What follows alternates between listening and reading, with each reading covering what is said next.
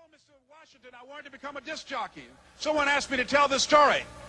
And he said, Les Brown, he said, if you want to do anything worthwhile in life, you've got to be hungry. Pick it up, weigh it out, break it down. Put my runners on, they getting paper now. I been had my mules, I need my acres now. Nigga, broom the seminary was my paper route. Look, pick it up, weigh it out, break it down. Put my runners on, they getting paper now. I been had my mules, I need my acres now. Nigga, broom the seminary was my paper route. Look, just left the plug crib, he hit me with some shit. He said, you flipping all these P's, why don't you graduate the bricks? I thought about it, and I told him, niggas always gonna snitch. So if I get pinched, there's gotta be some shit that I can fix, nigga. I spun the block, I pulled, and I saw a cop. See, I was making a drop, and these niggas gon' make it hot. Fuck it, I double back and put the work under a rock. And my man gave his pack and his money to a thought, stupid. And so I started working to develop myself. He said that it's better to be prepared for an opportunity and not have one than to have an opportunity and not be prepared. So every day I was working to develop myself. Look, I made a lot of bands in the Pontiac. Riding downtown, I'm looking for where the zombies at. Southside niggas, that's still the spot you can find me at. Trapping through the night, I've turned into an insomniac. No religion, I pray to digital scales. I'm a part-time rapper when being a criminal fails. You ain't getting fronted, you making minimal sales. And pillow talking to bitches, bro, you a pitiful man. Whoa. Pick it up, weigh it out, break it down. Put my runners on, they getting paper now. I been had my mules, I need my acres now. Nigga, broom the seminary was my paper route. Look, pick it up, weigh it out, break it down. Put my runners on, they getting paper now. I been had my mules, I need my acres now. Nigga, broom the seminary was my paper route. Look, I get the pack and I bring it back in the nick of time. The liquor got me a little queasy, I'm feeling fine. Bullets hit his spine, but God got me, I feel divine. 4 or 5, make them dirty wine. I got views, bet they hearing me now. Push weight down the Erie Canal. There's no fear in me, I'm lyrically sound. Do it out like the paper route. Black tints, president the whip, like I'm famous now. Shit, I did it for my people in the gutter. It's more than rap, you can handle double digits, I don't think you ordered that. Plug, trust me with a Duffy, I might have to quarterback. Border rap, tryna buy some property insurance facts. Always had it digital, never had the triple beam. So gon' have to come to me, or I might have to trip the Bing. Cause it never hit the note, always made the pistol sing. Raps answer, Black Panther, this your king. Pray to the Lord, thank him, pray for more. Break the rapport, break a nigga jaw. Told my pops that this ain't the end. And everybody ain't your friend, they just play pretend. pick it up, weigh it out, break it down. Put my runners on, they getting paper now. Yo, welcome back to another episode of The Cypher. We're back and on a new night every Wednesday at 6:30 p.m. You can catch The Cypher live on your Facebook timeline. As always, I'm your host, the owner of Upstate Aesthetic, Andrew Cazer. Every week, I'm joined by my two co-hosts, Sheridan Crane, and we just opened up with Break It Down by Alonzo Brunn, featuring my other co-host, Anthony Cannon. How you guys doing? Man, not too bad, not too bad. It's a little bit cooler today than it has been past week, at least out here. It's been absurdly hot, man. I've just been in the crib. Feel me? How you doing, Sheridan? Doing pretty well. I've been kind of just recording almost every day, trying to make some business moves. And then at night, I kind of just relax, do my thing. I've been talking with Don Pablo a bit about making a song. We're gonna get in the studio on Friday, so I'm excited for that. It's really dope. But other than that, just staying focused, trying to keep my eye on the prize. Yeah, Don Pablo's a beast. He's on fire right now. I hope he wins that IG competition that he's in right now. I'm not sure if it's over yet. But if it's still going on, if you tune in right now, go to Goods the Animals IG, tag Don Pablo, Don Petero. I think he's up for a contest right now, and he has a really good chance at winning it from what I saw. Look out for that project July 31st too. I'm excited to see what that does. Facts. We got Don Pablo dropping on July 31st. MBK Richie dropping on July 31st. Slick Fashions announced this week that he's planning on dropping sometime this month. That's 3 heavy hitters. So there's a lot coming out from Upstate that at the end of the month we're gonna have a lot to talk about. And we have a lot to talk about. Ty Burst just dropped. Like there's a lot going on. So Exactly. this is probably the most exciting month I've seen for Upstate hip hop in a while, just because everyone sort of built themselves up to a point now, and they all decided to drop at the same time. Ty Vegas is also dropping a track in the next week or so, I imagine, because he previewed the video for that. There's so much to keep track of that it's tough almost, because there are so many talented artists doing their thing. So this shit is crazy right now. It's good to see everybody pushing their own shit, and pushing it to the limits. You feel me? A couple months ago, I've been telling you guys about a couple projects that I have in the tuck, and about February or March, I had put out my release schedule for the year, and July 31st was the release date for the first EP, and I'm very happy that I didn't decide to drop it that day now, because I can see I'm gonna just want to be a fan that day and sit back and listen to the artists that are dropping. But you can expect an AK project around that time, maybe a little later. That would have been crazy, man, because I almost imagine that Slick is going to drop on the 31st, too, just because there's only so much time. It makes, and I think it's a Friday. Yeah, so it just... If I'm not mistaken, I think it's a Friday. I think that's why I was looking at it. Yeah, and so it makes sense, and so if all 3 of them drop on the same day, it'll be interesting, and there's no reason any of them should switch anything up. I don't think even Richie or Don could, because I think they both have it in the system. I think you can already pre-order Don's track on iTunes. It's going to be really interesting, and it's going to be really fun. Like, this is going to be a fun time as a fan of Upstate music for these 3 projects to drop, and we're going to be hyping it up for the rest of the month, so there's going to be hype around it.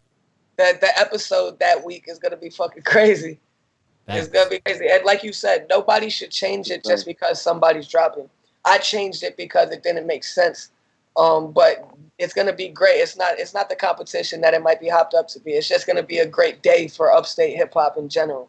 I'm anticipating multiple good projects on that day.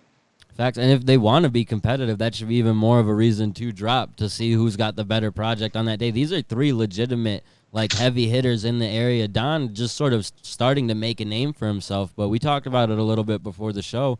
I think he's someone that really could be the one to have one of the better projects of the 3. That's not to say any of them I think will be bad, but I think he could really, really impress, especially depending on how versatile he decides to be on this project. I mean, I'm not gonna hold you. He doesn't even have to be that versatile. He has to do him very well. You feel me? If he stays in his bag, I don't expect him to come out with 7 tracks.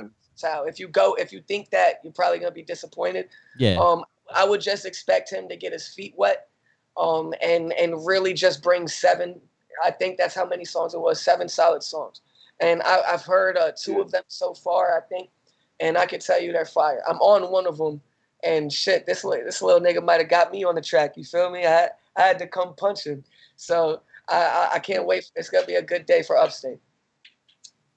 Yeah, his manager actually previewed that track on a live, and I got a chance to hear your verse, and bro, crazy shit is crazy. And like, I looked at the track list. I would be really surprised if he shows a whole lot of versatility. I saw one song that the title said, like, I was like, okay, maybe this one could be like a different type of thing. But I would be surprised if he does a whole lot of different shit. I think he's got to stay, as much as I always look for versatility, I think it's smart for him to stay in his bag until people really hear it. That's true. I just don't want to hear 7 songs that sound exactly the same. I don't mean even 2 like crazy versatile. I just don't want to hear 7 exact same tracks in a row. That's basically what I mean, because he's different. He does have different tracks, so that's what I mean. If you give me a talking my shit, if you give me the strap season that we got, and you give me that hood educated or whatever that educated song is, still educated. Give me 7 of those, bro, and I'm fucking set. You drop. That's fair. That's fair. You feel me? All you have to do is stay consistent with what you've been dropping, and hopefully reach a new ceiling. You feel me? Like, just level up. They can't be worse. They can't be worse than those tracks. They should not be worse. But I'm anticipating some of the best music we've heard from them thus far on this project. Absolutely. And we mentioned Ty Burst. We're going to jump into a music review about his project here in a minute, but let's talk about the mainstream news that's gone down this week. We are anticipating a mainstream album. If you're a Juice World fan, we talked about him on one of the earlier episodes, which is why it's interesting now that we're getting to an official project, a posthumous project. What do you guys think? Are you excited, curious about who's going to be featured on it? I'm very excited. Sheridan, I'll let you take the ball on this. I feel like I talked a lot last segment, but I'm very excited. So I'll respond to what you guys say. So I am someone who before Juice World died, I was not one of the biggest fans of him. In fact, I was a little bit of a critic of him. I expect that. We actually debated one time about, this was a while ago before he died. We debated one time about Juice World, and you actually told me to go listen to his freestyles. I had heard his freestyles. I liked his freestyles, but I had really only liked that. I had liked Lucid Dreams until I heard it 100,000 times, and I had liked his collaboration project with Future. Yeah. And then I heard his collaboration project with Future, and I liked that. Other than that, there weren't a whole lot of singles he had put out that I really got into. That being said, once I had a bad taste in my mouth about him, I didn't give his music a fair enough chance every time it would come out, because I already had that presumption that it was going to be something that I didn't love. When he died, I made a post on Facebook asking people to send me their favorite songs by him. And a bunch of people sent me songs, and I really, really, probably for a week or two, got into a bunch of those songs. There were some that I still didn't like, but then certain songs like Legends and a couple other songs like that, when he really gets into talking about his depression and shit like that, it hit for me. At first, I kind of I thought he was kind of just copying kind of what Peep and Tracy were doing, and just making it more popular, making it a more pop sound. And then I saw him paying homage to them, and I was like, okay, if he's paying homage, he's saying that that's part of his influence, and he's actually doing it in a different way. I was like, this is dope. And the more that I listen to it, the more that I get into it. And I always recognized him as talented. I think it was just the way that he rubbed me. But now that I'm gonna hear this new album, I'm anticipating it's going to be very good. I think there's definitely going to be some tracks that I'm like, no. But I'm hoping that at least half of the album is something that's really good. And I think that he's capable of that for sure. I think you said a lot of right things, and I actually remember the conversations that we had. In my opinion, I'm looking forward to it. Like I said, I wonder how many tracks it's gonna be. I know probably gonna get it to around 20, if not a little bit even more than that, with skits included and shit. And I have a little bit preordained image because I saw some leaked track lists that are unofficial, which I know won't be the official track list. But regardless, Juice World was a workhorse. You feel me? He was a walking hit. He was a walking Billboard hit, for real, top 100 at least. He could walk into the booth between the pain, his melodies, the simplicity, and how good he actually is at rapping. He was a walking hit, and I wasn't the biggest Juice World fan, and I still don't listen to his music when I'm by myself at all. But my girl is a huge Juice WRLD fan. Whenever she plays him, I'm bumping the fuck out of it. He makes undeniably good music, and I would say great music, to be honest. He does a lot of things better than some people that have been doing this for years. And it's like he just walked in and was so natural. He's somebody that I don't think was always going to just be some Billboard top charting, singing rap. I anticipated seeing some real deep rap albums from Juice WRLD in the future. Nobody's death is more important or more sad than the other one. But this was a truly tragic case. And I hope that they do him justice on this project. We're probably going to briefly mention Pop Smoke if we haven't already. I think that they did do him justice with this album. I don't think that they disrespected his name or tarnished his legacy in any way. I think he garnished new fans, and I think old fans were pleased. Maybe not overwhelmed or they didn't fucking love it, but if you didn't like Pop Smoke, you didn't like him. I saw a lot of people that didn't like Pop Smoke already talking bad about the album. Anybody who liked drill music or saw what New York was doing had nothing but good things to say about it. I even watched Anthony Fontano's review on it, and he liked a lot of it. Some filler tracks, but he liked a lot of it, which is saying something. You feel me? Yeah. Juice WRLD, I'm really anticipating. I hope that they deliver, bro. I'm worried about this one, honestly. For me, I was kind of I don't want to say I'm a big fan of Juice, but I was definitely a fan of Juice before he passed. I had listened to the tracks when he sort of blew up out of nowhere. I had caught on to those with everyone else, but I was like, oh, this is a plant. Like you don't blow up like this out of nowhere. Really? That was like, bro, I felt like he came out of nowhere overnight in terms of on. Go ahead. If anybody dropped Lucid Dreams, bro, Oh, they're well, blowing up overnight. but the fact that it was like 2 or 3 songs they were charting on, like, it was a weird way. So it wasn't like it wasn't a bad. It wasn't a bad thing, and I didn't think I don't think it's bad, but I think that you don't just come out of nowhere like that.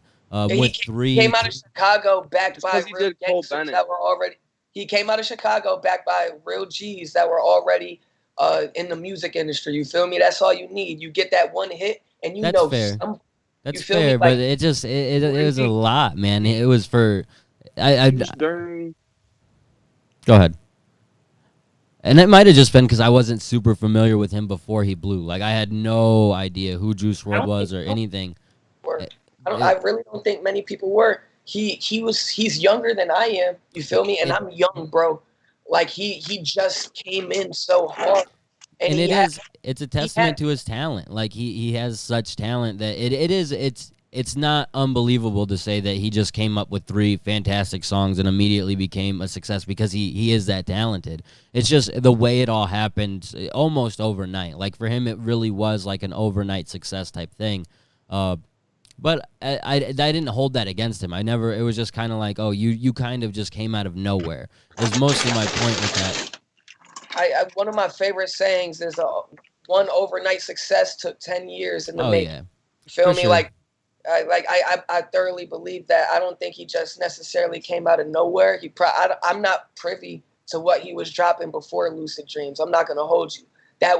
So I see what you're saying, but I think anybody comes out with that track, especially if you have. But it was like 3 tracks, bro, that were not just charting in the U.S. but like worldwide. All Girls Are the Same, bro. All Girls Are the Same was the first track that blew up. He did a Cole Bennett video, and that shit went up. And then Lucid Dreams, because I remember Lucid Dreams only had like 2-3 million views, and All Girls Are the Same had like 30 million. And then I was thinking, whoa, Lucid Dreams is way better than this song. Literally the next like 2 days, he does another video for Lucid Dreams. That shit blows the fuck up. And that's the testament. But it was at the rise of Cole Bennett. That was when everybody was watching Cole Bennett shit. And I think the people that were backing him from Chicago that had their feet in the music industry, and I wouldn't be surprised. I know G Herbo co-signed him early, and I wouldn't be surprised if Lil Bibby did it, because Lil Bibby's been on his management type building artists, and he has a really good relationship with Cole Bennett. These are people that have been invested in Juice WRLD for a long time. You feel me? So I totally understand what you're saying. I just don't. I think that it was just a case of preparation meets opportunity. Yeah, 100%. And it's just, but it's not like Juice was the only one working with Cole, but blew up to that level. There were plenty of people who did work with Cole Bennett who didn't see that level of success. But again, it's not something I held against him. It was still, I enjoyed those tracks. I didn't really go back to them often. Like when they first came out, listened to them a lot, kind of overplayed them like everybody does, and then just moved on with my life. But when he passed, I was listening to a couple of his tracks. The one with Halsey I like. He just has a couple random tracks that I mess with. but they're not. It's just something about Juice that, like, I knew he was lyrically gifted and stuff too. So it was just tragic to see him death. It was so random, something you don't see coming. But this project, I don't think that it will be.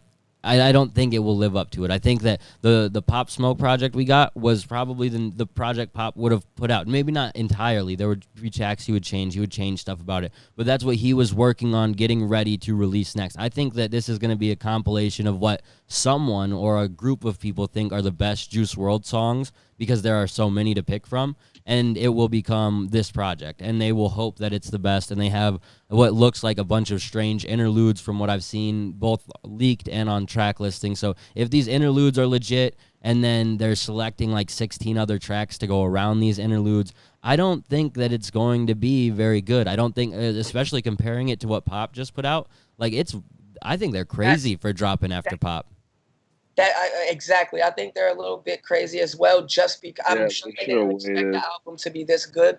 But that Pop really did have one of the best posthumous projects that I've heard in a long time.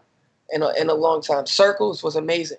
And both of them feel like projects that, like, Circles was done, I want to say, before Mac passed, or almost done.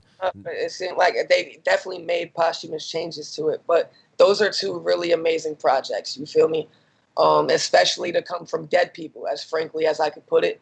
And I'm not going to lie, if anybody, from what I've heard, I don't know any of these people personally, but from what I've heard in the industry, what I've seen on YouTube, what I know people have said, if anybody was like, had music ready to drop when they're fucking dead, it was Juice WRLD. Like, this man had thousands of songs recorded, which is a lot, bro. Like, Gucci Man, fucking Lil B, they're artists that have 1,000 songs. You feel me? Like, Juice WRLD was 19, 20 years old and just has probably multiple hard drives on hard drives on hard drives that haven't been leaked. You feel me? That people will never get their hands on. And maybe they will eventually, but despite the 100 or 200 songs that got leaked by homie, he's got another 1,500 sitting around. You feel me? So they have too much to pick from. As long as they put the right producing behind it, as long as they don't go overboard and play the death card, I think I could see a lot of people listening to this album and crying. You feel me? Oh, yeah. That's what I'm anticipating. Some real, like... I think that'll happen even if it's bad, though. Yeah, but, like... I just think that it's going to be much harder to select from, like, hundreds of songs and make a good album based upon whoever's making this decision compared to the albums that, like I said, we're already complete or nearly complete. So I mean, I'm excited for this, but I don't think it's gonna be as good as Pop's or Mac's. I think that's why it's crazy. Like, why would you drop a week after Pop? Be better than better. I think it has the potential to be better, but like I would be really surprised. I guess I think he has that type of versatility, but I agree. I don't know if I trust his team enough to like. Put out what he would have put out. Because I don't think too many Juice WRLD songs, like, there's obviously a couple really standouts, but a lot of it is consistently at the same quality. You feel me? In terms of lyrics, in terms of melodies, in terms of exactly what it is. A lot of it is consistently what it is. So unless he had a lot of unreleased shit that just wasn't finished or was some of the worst shit he ever put out, I anticipate it to be on par with a lot of what he's put out. You feel me? I didn't love his album Armed and Dangerous. I think that's what it was called when it first dropped. I didn't love it, and I was already a Juice WRLD fan. It grew on me over time. Before he died, I had became a fan of the project, but even now it sits with me deeper. And I think looking back on a lot of what he was talking about while he was alive, reflecting on how he passed untimely, the situations regarding that, I think this project could be somehow his most like profound one. You feel me? I'm not just, that's not the standard. I'm not expecting that.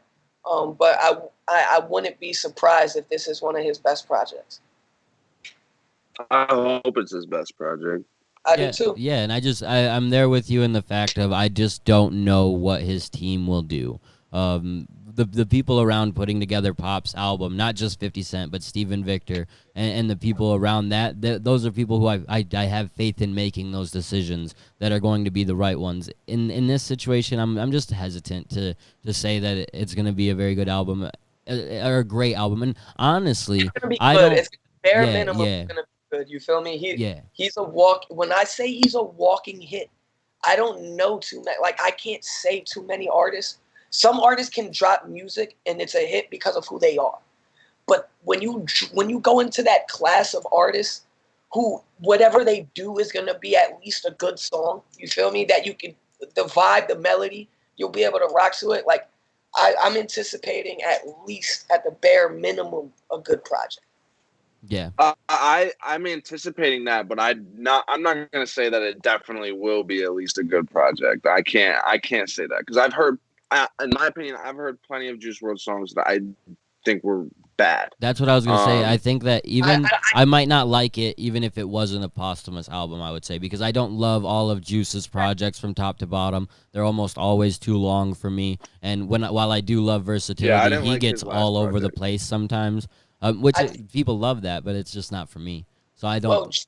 Well, a lot of his lyrics are like almost incoherent. He uses a lot of filler lines, and he mixes it in. Like when he's at his best, he's at his best. But I think he's consistently good. You feel me? Like I know a lot of tracks, and even some of his best songs, he just almost takes lyrics off.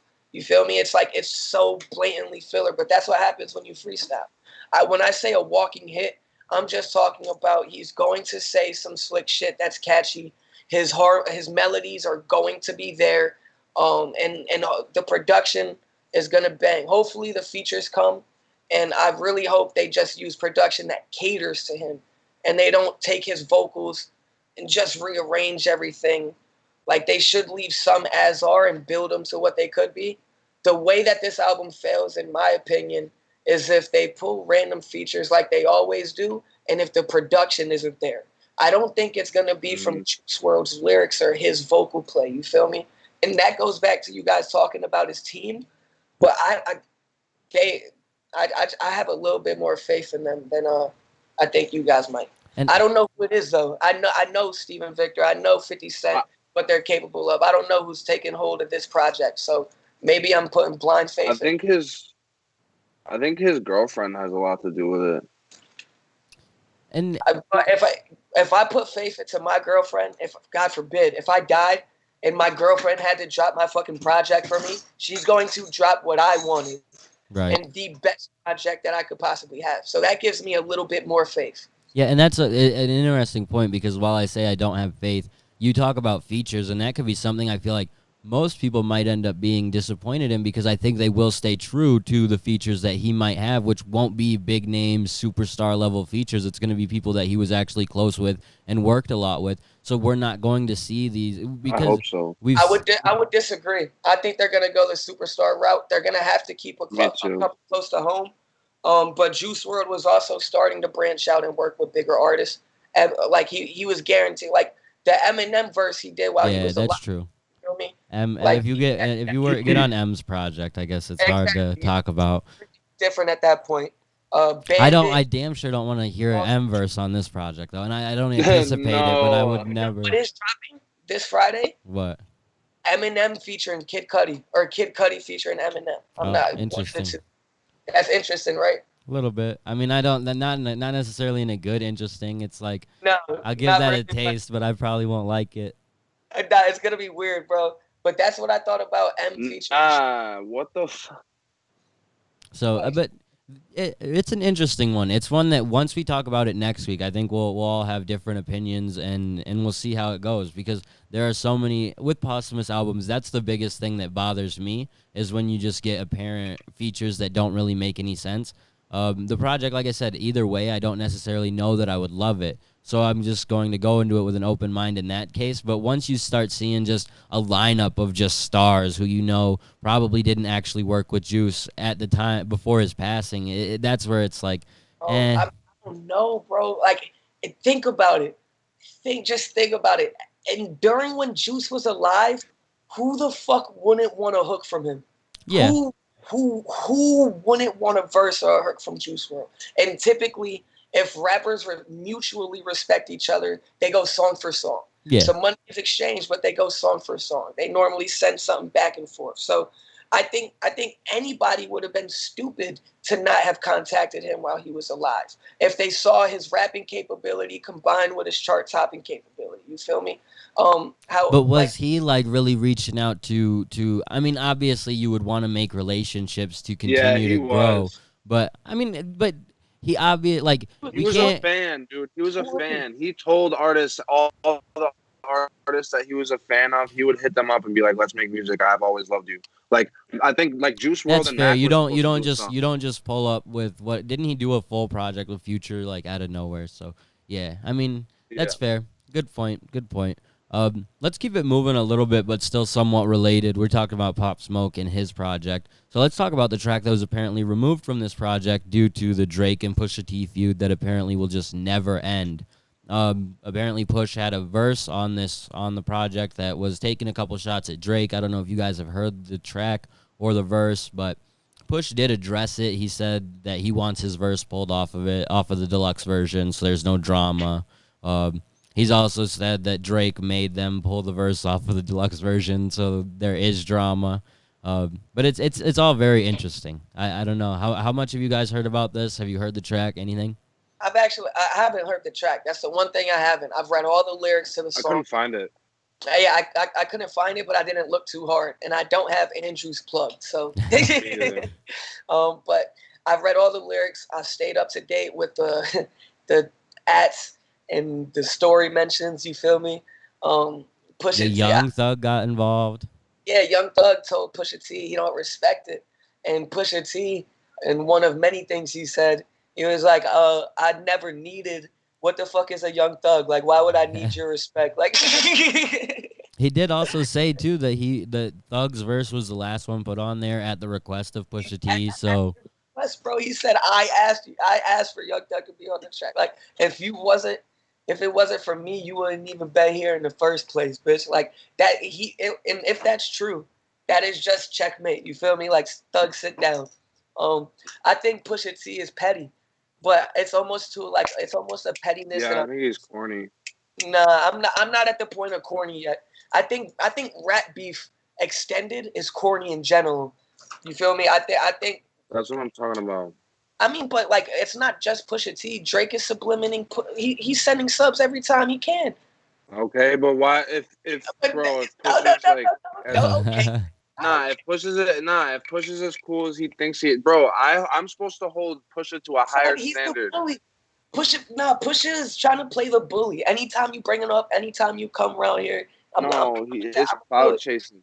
How is this not cloud chasing? Oh my God, niggas, does Pusha T need to clout chase, bro? He is the president of good music. The president of good music. Oh. And granted, it does. Sometimes headlines are a good thing. You feel me? Sometimes I don't think he's ever saying something just to get a headline. I don't think that's ever. I don't know. I agree with Young Thug, bro. Like, why are you talking about some type of beef that Gunna and Young Thug aren't involved in on a song that they're on? That's corny. So then why do you like Control? Period. Why do you like the Control verse by Kendrick Lamar? Because he went at them. Because what? He went at Big Sean too. Big Sean. It had nothing to do with them. What?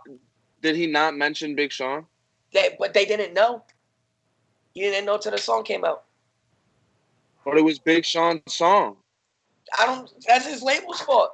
But why is he mentioning Big Sean and other rappers' name on a song that, like, when Big Sean doesn't feel that way? You feel me? Jay Electronica might not have known. Like, why? I'm saying, but that wasn't. That's not. This isn't an extended beef. He called them out on the spot, and he said, like, that's like trying to start a beef instead of just like extending a beef way later with artists who aren't involved with it. I hear that. I see more similarities than differences to the situation, though. And I didn't mean to just put you out on the spot. I see the comparison. I do see the comparison for sure. I think it's a good point, but I think that there are some key differences that make it a little different. I feel like Drake has put people. I feel like Stay Scheming when he was sending shots at Joe Budden and Common, and maybe not Joe Budden. I remember Common though. Rick Ross was on that. I don't think Rick Ross has any malice towards anybody. You feel me? Like, this is something that's common through hip hop, and no, I don't necessarily agree with it. I think that you can make music and do what you do without involving somebody else. And it's not like it's not like they jumped him. It's not like these niggas is jumping Drake. Like Pusha T came to do what he did. And granted, it's dragged on. As I said, extended rap beef is corny. But it's not just Pusha T. Drake is taking shots whenever he can, and Pusha T said, "Whenever you come for me, I'ma squash you." Feel me? That's what he's saying. I'm not just gonna let you drag my name. Yeah, that's what I was gonna say. Is it almost feels like Push is just kind of being like, I'm gonna put you in your place every time. Like you want to keep taking these little subtle subs and make people think that you're a gangster. No, every chance I get, I'm gonna remind them you're not. That you ain't actually doing anything to follow up what you're doing. And Drake does end up come off looking a little silly for it. I mean, especially if he had complained to the label about getting the song removed and stuff like that, as Pusha said. Like it's all very interesting, and I could see it. I could see Drake being like, well, how are you guys gonna put this out on a Pop Smoke album? The man just died and you're having him diss me. Like I could see it. So but Drake has always played politics behind the scene and has used who he was to his advantage. But that's what everybody should do in that position. You feel me? I'm sure all these other famous niggas that got clout, that are rich, are trying to do what they can to make their agenda move at their pace, that they want. You feel me? Eminem does it. Everybody. Jay-Z is the king of doing it. How is it? He got $1 billion. So I don't think that this is a new practice. What strikes me a little bit wrong is like saying that Pusha T needs to or not needs to, but is clout chasing. You feel me? I don't think he needs to, but he is. I think he's bored. I think it's by default it would be clout, like, because Drake at the end of the day still has a bigger name than him. You can't go out. You can't come as bigger Drake's stature without somebody. So does Young Thug. Drake is going to give you clout if he walks by you, bro. Yeah, like, I don't. It might not. It's not clout chasing because it's not like he's doing it for the clout. But no Drake matter what, you get clout off clout of that, grabbing. Yeah. So clout attracting. When we talk about Joe Budden, I'm fine with saying clout chasing because after 2 or 3 disses, Drake's not really responding to you. It's like why are you doing this? You feel me? But they went at it song for song. Pusha won. Then Drake said, he's still gonna get punched in the mouth for it.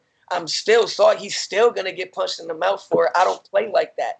And then now he's still gonna drop hits and subs and interviews and songs and expect Pusha to be quiet. Fuck no, bro. If I was in Pusha's position, I would have been even more direct. Granted, that's why I'm not president of good music right now. Son is a genius, and he wrote the McDonald's jingle. He's head of Kanye's label. He's been relevant for 20 years. One half of the greatest duo in rap history. You feel me? Like this man does not need to ever clout chase. This is one half of what? I said the greatest duo. I meant to say one of the greatest duos. I just want to make sure. Nah, don't worry. You got Sheridan worked up for a second, but it's. I was about to. Have you heard of Andre 3000 and Big Boy? It's interesting this whole way this feud has never seemed to really die down, despite the fact that Drake has constantly said that he's not really going to address it, but he keeps fueling it a little bit at a time to where Pusha just blows it back up and Drake's like, why? It's interesting. Drake very much plays the kid in school who's like taunting someone and trying to get them to fuck with them, and then when they finally do, thank you. They run to the teacher and they're like, really, Drake is really a king of like controlling the narrative. It's that Jay-Z shit though too, because that like. But this is the first time Drake really took a L, bro, and he doesn't like it. Drake took a L from the ghostwriting, but that was his fault. You feel me? Mm-hmm. And he still bounced back, and he bounced back from this too. But this was like his first chance, I feel like, to even get back at Push through a political way of hitting up the label heads and being like, "How are you going to?" Whatever he did to get the track pulled, or sending people to Push his concert to boo him. Y'all remember that? Yeah, they've definitely that was done. Funny, bro. Yeah, that's what I'm saying. Like Drake's been playing chess, bro. But it's like it pushes just saying whatever you do is not gonna affect me. Like I'm right here, nigga. I'm not running. That's all it is to me, at least. Yeah. And the next topic we have is kind of a continuation on rap beefs, but this one is much different. It's a little bit less serious or more serious, depending on how you want to look at it. We got Meek and Tekashi. They've constantly been going back and forth since Tekashi got out of prison. What do you guys think about this whole situation? It's one where things could potentially at some point go too far. It also could just be something that is absolutely no merit behind it, and it's just a bunch of shit talking. If you think either of these niggas is going back to jail for each other, that the world is thoroughly mistaken. I would say like this is more so, and I don't want to call Meek a clout chaser or 6ix9ine is a clout chaser. You feel me? That's his occupation. He's one of the best clout chasers of all time. You feel me? Like Meek Mill is. He might be the best. Meek Mill is playing into this game, and he's so much better than it. You feel me? He's so much better than it. Meek is really respected in the streets. You feel me? He's really done his time in prison. He's been fucked over by the system. And I was listening to Meek when he had dreads at 13 years old doing freestyles of hood hop on Philly blocks. You feel me? My older brother put me on to him. Meek has been good. And to even address somebody like 6ix9ine is beyond where his level should be. That's exactly what I'm saying, and that's basically like, not to go back to this, but that's kind of my point about Pusha and Drake is like Pusha should be above that. Like that's why I feel like that's clout. I don't know. Should be above going. He's got to defend himself at some point. He can't just keep letting Drake take these little cheap shots. I mean, okay.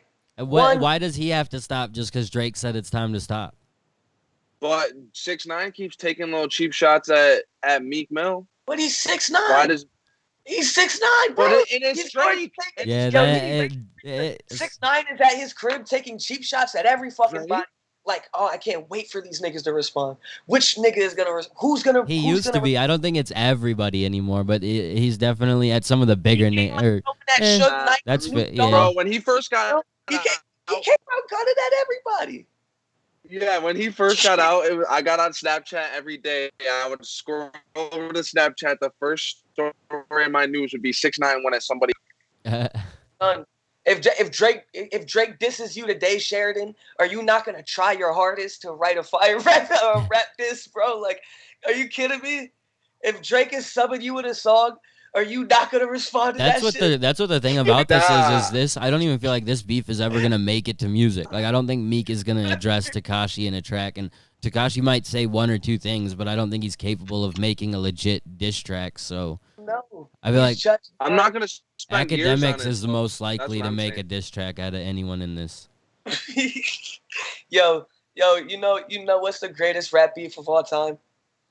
What? Freddie Gibbs and DJ Akademiks. Dude, that's an interesting one. I like Freddie Gibbs merch that he keeps putting out for this. Son, I almost bought some, but I also was like, Freddie's corny. He's not really corny, but he's bullying this nigga, bro. Like, but I don't know. He deserves it too.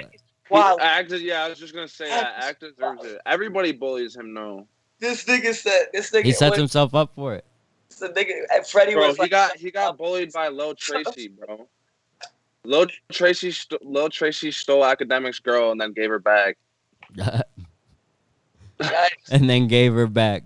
Did you guys see the video? He's got a problem right now too. He's alcoholic like crazy. Did you see him pass out on stream? He was doing a Twitch stream. He had gotten on. Actually, he was on with Drake. He got on with Drake for like 20 minutes. Drake was like, "Yo, I gotta get off this with you," because he got him to take like a fat ass shot of Henny. And Drake was like, "Nah, you're about to say some dumb shit. Now that I got you to do that, I'm out of here." And so Akademiks is all hyped, does another fat shot of Henny, and 20 minutes later just passes out on his stream. And his girl finds him and has to turn it off for him. It's like it's kind of funny, but at the same time, it's really sad because it's like, man, take care of yourself. That shit is like at the end of the day, it's sad because it's like a sickness. I watched a No Jumper interview where somebody that I can't remember her name, but somebody that dated DJ Akademiks, she was talking openly about this, about how DJ Akademiks brought her to 6ix9ine's house and sat down and started playing 2K, and she went into 6ix9ine's room and fucked him. And then DJ Akademiks came and like saw and was crying and was like, what is going on? And then was just cool with it the next day. You feel me? Like, and is still cool with 6ix9ine to this day. Like, I don't think this is a new narrative. And I think that he's just somebody like, I was a fan of DJ Akademiks' content, and I'm not a supporter of him. And I see what type of toxic traits he can have to the culture.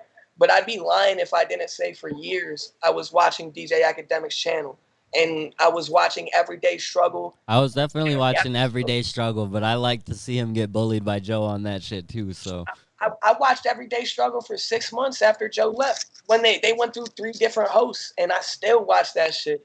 Today I don't. But I watched it religiously, bro. Like every morning when I woke up. And now I watch the Joe Budden podcast. That's what I do. But I really was a fan of what they were doing. And DJ Akademiks is a fucking walking clown. I don't know why he would ever get into a debacle with Freddie Gibbs, bro. But it's not gonna go in his favor. Freddie Gibbs was making fun of him so badly. yeah, and dude, the T-shirts, the Teletubby face. I haven't seen. I forgot what the second one was, but yeah, he's an easy target, but not many people will continue to go at him. They'll take their quick shots at him, and then they'll just continue on. If Freddie is really going at him. Nah, for real, bro. It's wild, and it's just funny because it's just so many situations of people addressing people that they shouldn't. You feel me? That's what it all comes down to, I guess.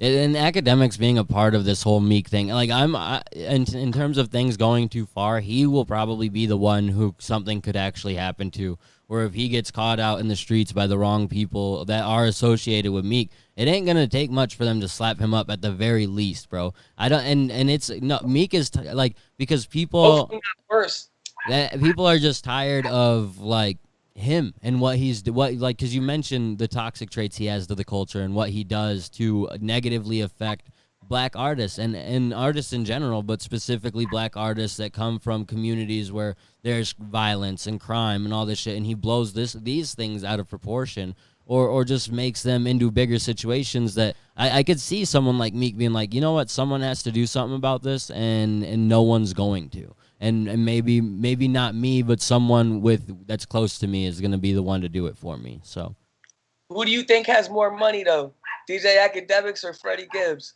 Oh, that's tough, bro. that was DJ. Didn't we have this conversation? Did we have this conversation? I don't really care. I was just playing devil's advocate.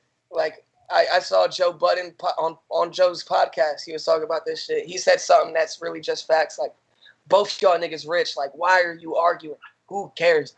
Like, Freddie Gibbs is one of the most respected. And what Joe said is that he can sit at tables that Akademiks wouldn't even be allowed in the room. You feel me?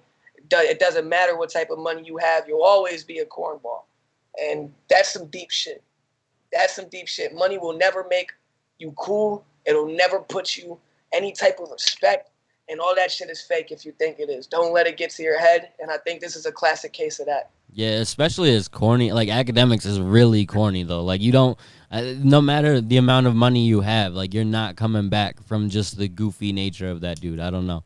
So, yeah, at the end of the day, Gibbs wins no matter the amount of money in whoever's bank account because, like, socially and just generally, like, I imagine that Freddie is probably just living a little bit more of a happy life. I don't know. Akademiks has his group of people who like him, but there are a lot of people who don't like him. There's a lot of like negative shit that dude has to deal with. So I wouldn't want to be Akademiks. You said it was the best rap beef. That was obviously joking, but that's part of our debate topic for this week is what was the best rap beef in your opinion? And you could talk about ones that predate really when we were following hip hop, or what was the one that you felt was the best? But I think Ice Cube when they broke up with NWA was fucking crazy. That No Vaseline diss track, legendary. That's a fact. That's obviously something like predates all of us. But I really didn't know. It's not like it was something that I found out about as a kid or anything. I just straight up found out about it from the NWA movie. But in seeing that, it was something that I thought was crazy, and then I had to look into it more because of how like it was a moment, man. So it looks like, and to look back on that, it was dope. So I mean, I could see that. Yeah, LL Cool J, Cannabis. Well, who you think, Sheridan?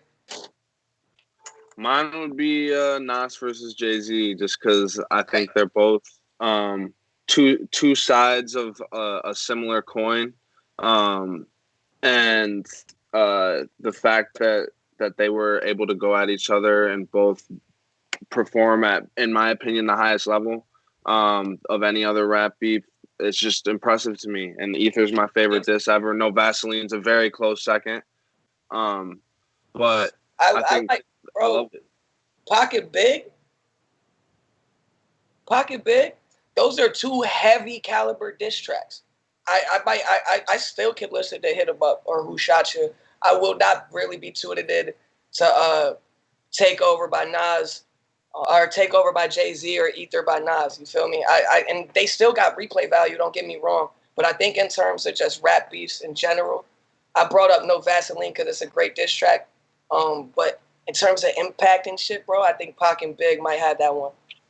Well, yeah, I mean, in terms of impact, I agree. It's just for me, like that's my like my favorite. Personal, I guess I don't know.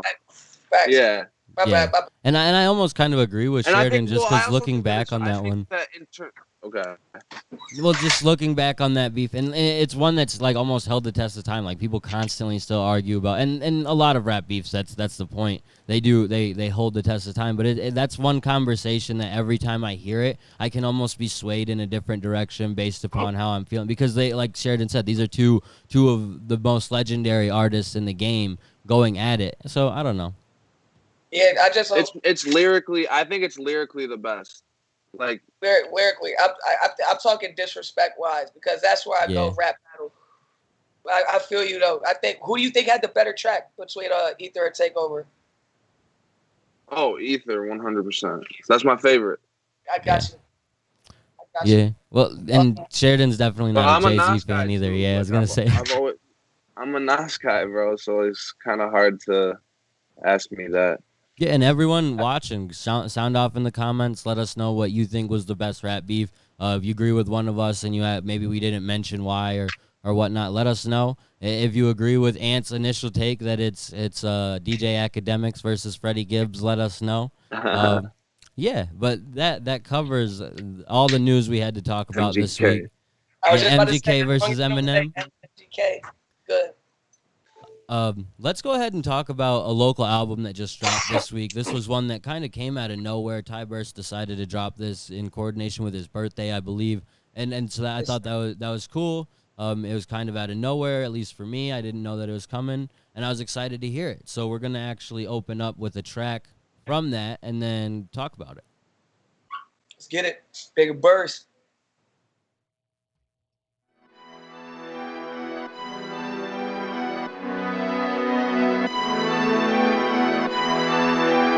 Goddamn.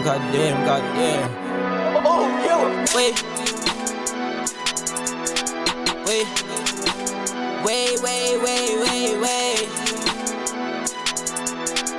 I'ma catch that shit. Hold up. Ooh yeah.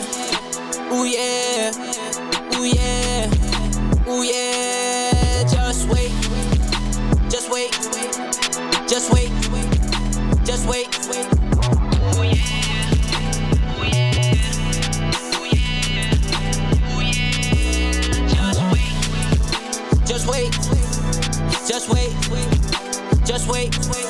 Just wait, I get up, nigga, ain't no excuse. Why they tryna watch my move when I get that whip and then I cruise? I'm a pro playing with tools, and I'm out just like a spoon. Who the fuck is all these niggas talking like they make the rules? They don't understand we in the jungle jumping like baboons. I don't wanna fuck that bitch cause my bro gave a bad review. And she wanna dream with us cause we like 1942. Get your car revoked, I don't understand how your shit got approved. I was on the block with goons, don't get shot tryna act a fool. My pops wore Glocks to school, told me what not to do, but I feel like I gotta shoot. Roski got me, then I got him too. Make him hold three like he hot like soup. Pass off like alley-oop. Just wait. Ooh yeah.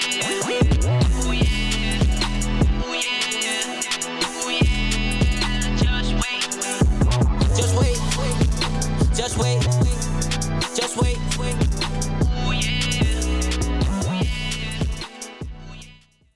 And if you couldn't guess, the name of the track of that song is Just Wait by Ty Burst off of his latest project, Bigga Dreams. What did you guys think of the EP or project? I guess it was a little bit more than an EP. It was 7 tracks, 8 tracks, right? Yeah, 8 tracks. If I remember correctly.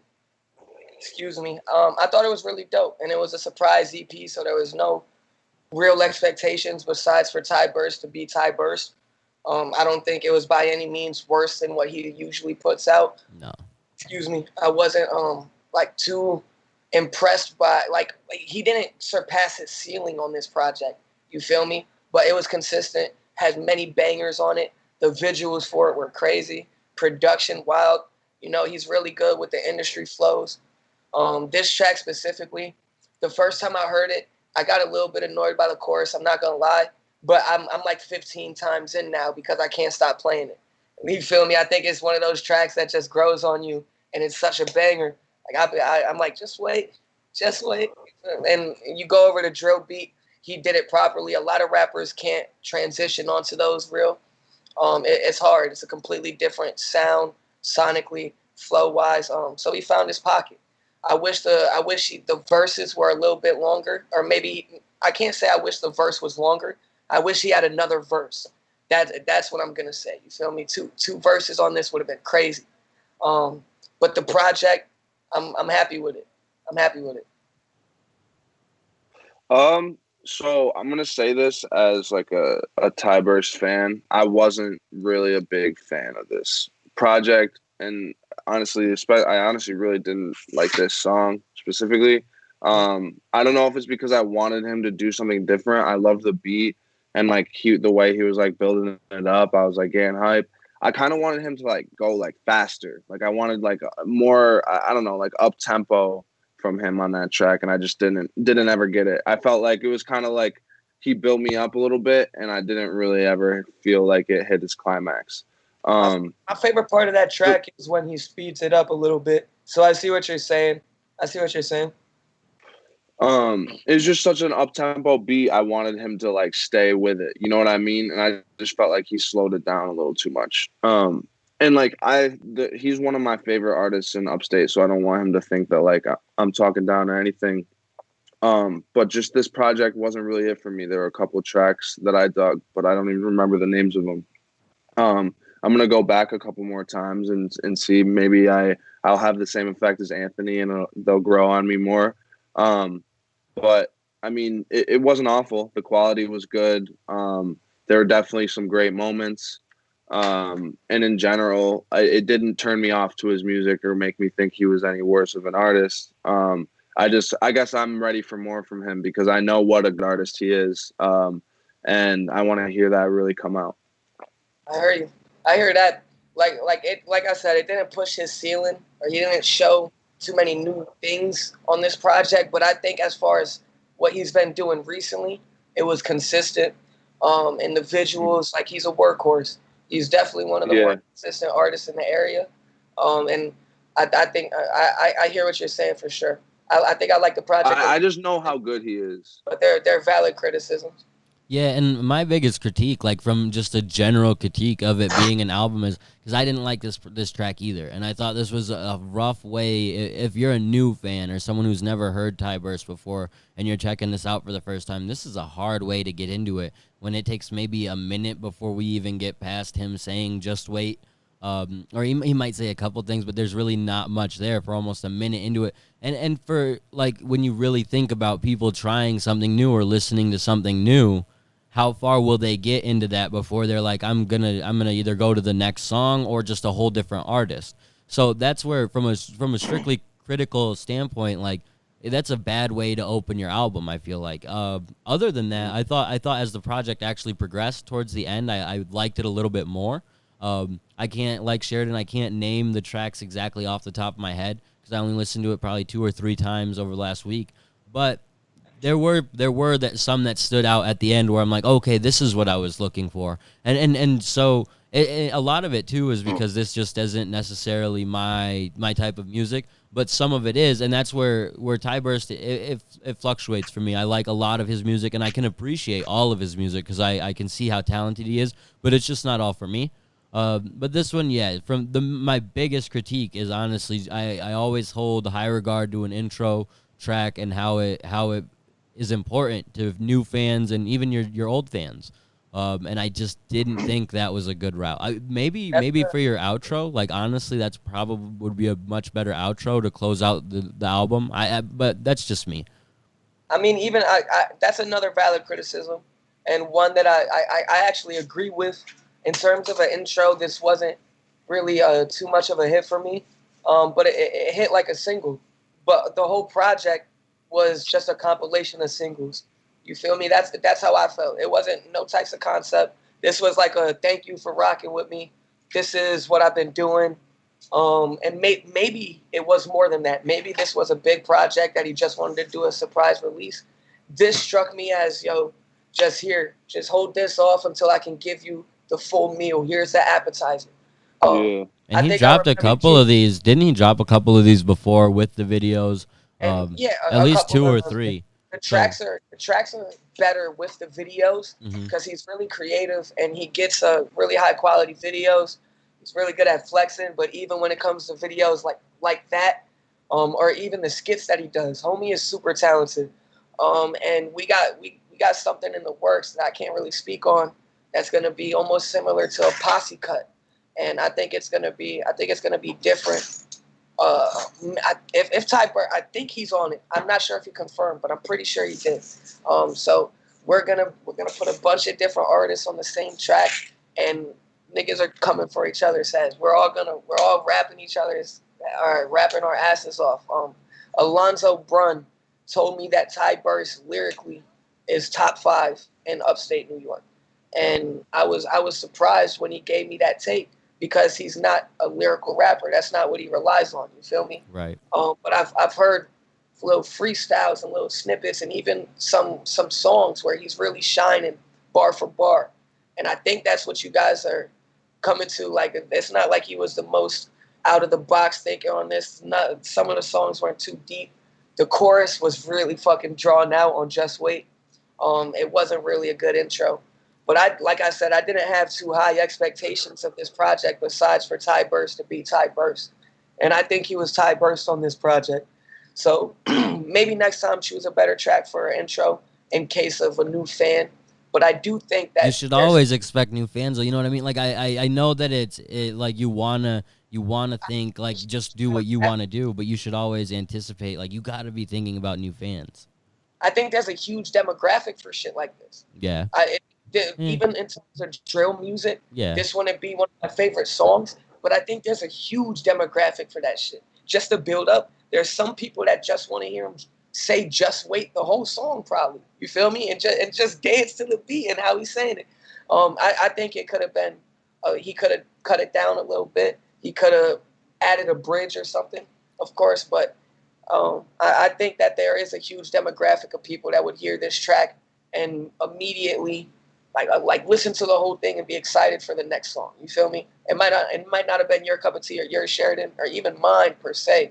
But I do think, considering the New York City wave right now, there's a lot of people that it would be. Yeah, that's fair. And it's almost a case of, at least for me, where I'd say that it's probably like, because you say your expectations weren't too high. Like, I hold Ty in high regard, probably up there with you and MBK and Slick. And so because I hold him in high regard with all of them, I expected a little bit more from this. The tracks that I had already heard a couple of times before the album dropped were probably some of the ones that stood out the most to me, too. So that makes it hard to really... Like that's the point. You want to put out the better songs as singles or whatever, but then you have to still come with more on the project. And that's not to say he didn't, but just for me, he didn't. And I think... Would you have felt differently if he dropped this on SoundCloud as like a birthday EP as opposed to putting it on all streaming services? I would have probably been annoyed that he dropped it on SoundCloud and wanted him to drop it on all streaming services. So I think that was a good move. Like, I don't think it's bad. I'm saying, like, I think putting something on all streaming services makes you automatically think that it's supposed to be a full project. Yeah. You know what I mean? That's what I'm saying. This just sounded like something that he just wanted to put out. He got a great cover art for it. and maybe he spent a lot more time organizing songs, and this was a full album. I just don't think so. So I see what you're saying, because he totally is one of the best in the area. He is regarded, and I regard him as such. He knows that. With Scaff, everybody out there, he's one of the most like notoriety wise, quality music. You're gonna get everything from Ty. I just want to say that I was disappointed by this project by any means. Yeah. And that's at least the vibe that I'm getting from at least Sheridan, and I think you as well. Like, you just hope for a little bit more, right? Yeah, pretty much. I mean, again, it wasn't bad. It's not like it was a horrible project. There was nothing like, I didn't see regression. Nothing was glaringly nothing was glaringly like terrible. It's just I wanted more. I expect more from him. And that's totally fair, because he is one of the best in the project in the area, and it wasn't his best project. I just don't think it was meant to be. I think I'm a little bit more lenient when it comes to shit like that. Like, if you dropped a project tomorrow, Sheridan, and just as a surprise, I would not hold it to the same as your debut. Maybe I should, and maybe most people do, but I almost hold surprises even higher. I would never drop something that I didn't feel like was better than my last shit. I hear that you want to theoretically get better every project, but somebody like Ty, and even somebody like Meech, once you get that level and you're constantly putting out quality music, it's gonna take a second to get to that next step. Like, what else are you gonna do to really show something? You feel me? Like, everything you do sounds like mainstream. It sounds like one of these industry cats. So of course, I think we're gonna see growth, and I totally understand what you guys are saying. I just don't think my expectations were as high. And one final critique, before we move on, the surprise drop is fine, but if you think back to the last drop Ty had, the joint project he put out with Scoff, that was a surprise. Came out of nowhere. They didn't do a whole lot to promote it. That is one of, and this one with the videos and stuff, you could almost consider that there was rollout to it, but they need to put forth more behind these projects that they work on, because it's not just him, it's Scoff too. And I've had this conversation with Scoff before, and he agrees.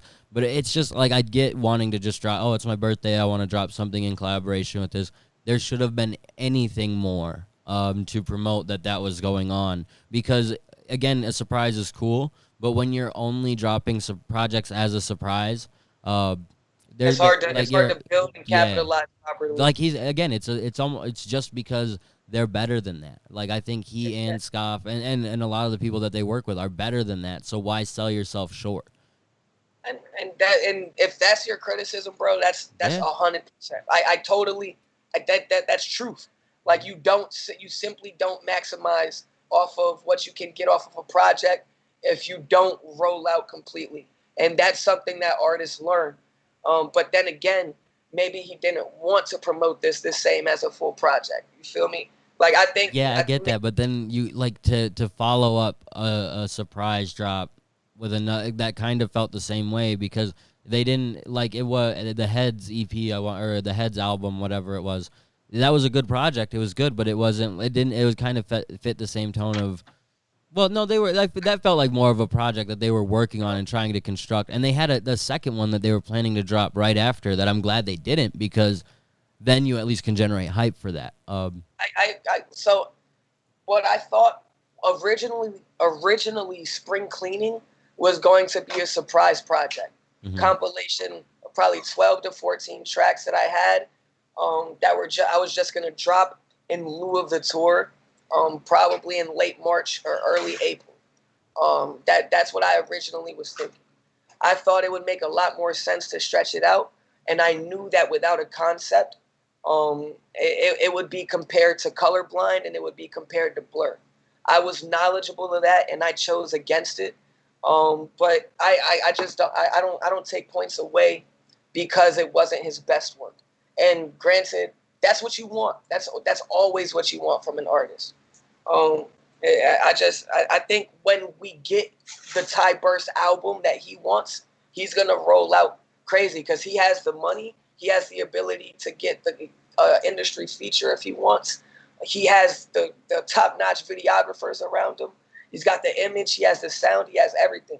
So maybe he really does need a better team behind him, telling him like, yo, let's roll it out like this. Let's plot this months in advance, blah, blah, blah.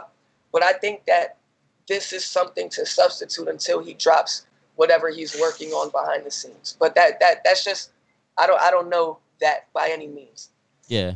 And these are like just, they're minor critiques, like not minor critiques, but they're critiques that don't really hold you back, but they're what take you to the next level, I guess. So I don't know. Exactly. If he came through with what you guys said, Ty Burst would have dropped one of the best local projects that I've heard in the past year or two. You feel me? And he's capable of doing that. I think he will drop a really solid project soon. Absolutely. But shout out to Ty Burst. If you guys haven't listened to it, don't take our maybe negative sounding critique as a reason not to go listen to it. You should listen to this and decide for yourself what you think. You heard Just Wait, so you don't have to listen to the intro again if that's not your cup of tea, but that's not all the project is. He has some versatility in there, and it like I said, it changes throughout the project. By the end of it, I was really liking what I was hearing. I was almost hoping that would have been what I got the whole time. So it's got a little something for everyone. So check it out. Absolutely have to check it out. It's on Spotify, iTunes, everywhere. Well, not everywhere, not SoundCloud and all that, but where your regular streaming services. YouTube. Yeah. Let's jump into the local tracks section of the show. We're going to change things up and go in a little bit of a different order this time. Ant's going first. Ant, who do you got up? My man, Ronald Yates III. His name was Trey Yates, you feel me? He's somebody that is easily one of my favorite artists that I've ever got a chance to work with. And it's a shame. I think Son has like 22 monthly listeners right now. If you listen to his music and you slipped it in between with whether it's mainstream artists or some of the top lyrical heavyweights, you just wouldn't know the difference. He's that type of rare talent. And I hope I picked a good song. I hope he's not mad that I chose this one. But I was bumping this the other day, and I was mad it didn't have 1 million views, so I had to send it in. My man's not from upstate. I want to make that clear. But he's a local rapper grinding just like us. So I wanted to put him on in the area. I hope that we branch out and start putting on for other areas as well while prioritizing upstate. You feel me? Yeah, I forgot to mention that part as we jumped into this part of the show. Ant and Sheridan are going to be primarily the guys who you want to reach out to if you're from out of upstate and you want a track played. They'll check it out, and because we want to branch out, we want to get other people involved in the Cypher. The Cypher is not just Upstate Aesthetic, but because I run Upstate Aesthetic, I'm going to keep it upstate. So if you're upstate, you want something played, let me know, especially if it's some unreleased stuff. We love to preview stuff, get you a little bit of feedback before you drop it. I actually got a couple of those coming today. So yeah, just so that way everyone knows, because we do have people who tune in from just not upstate New York, and we want to feature them as well. So what better way to do it? We have an artist tuning in from Netherlands later. He told me he's going to check out the podcast. So that's what's up. Like, that'll be crazy. Start branching out like that. And there was someone who had commented a week or so ago that was from Paris, and if he's tuned in, I said send in the tracks. Like we're always down to get a different vibe and a different sound going. So let's get this Trey 8 track going. Journal 3.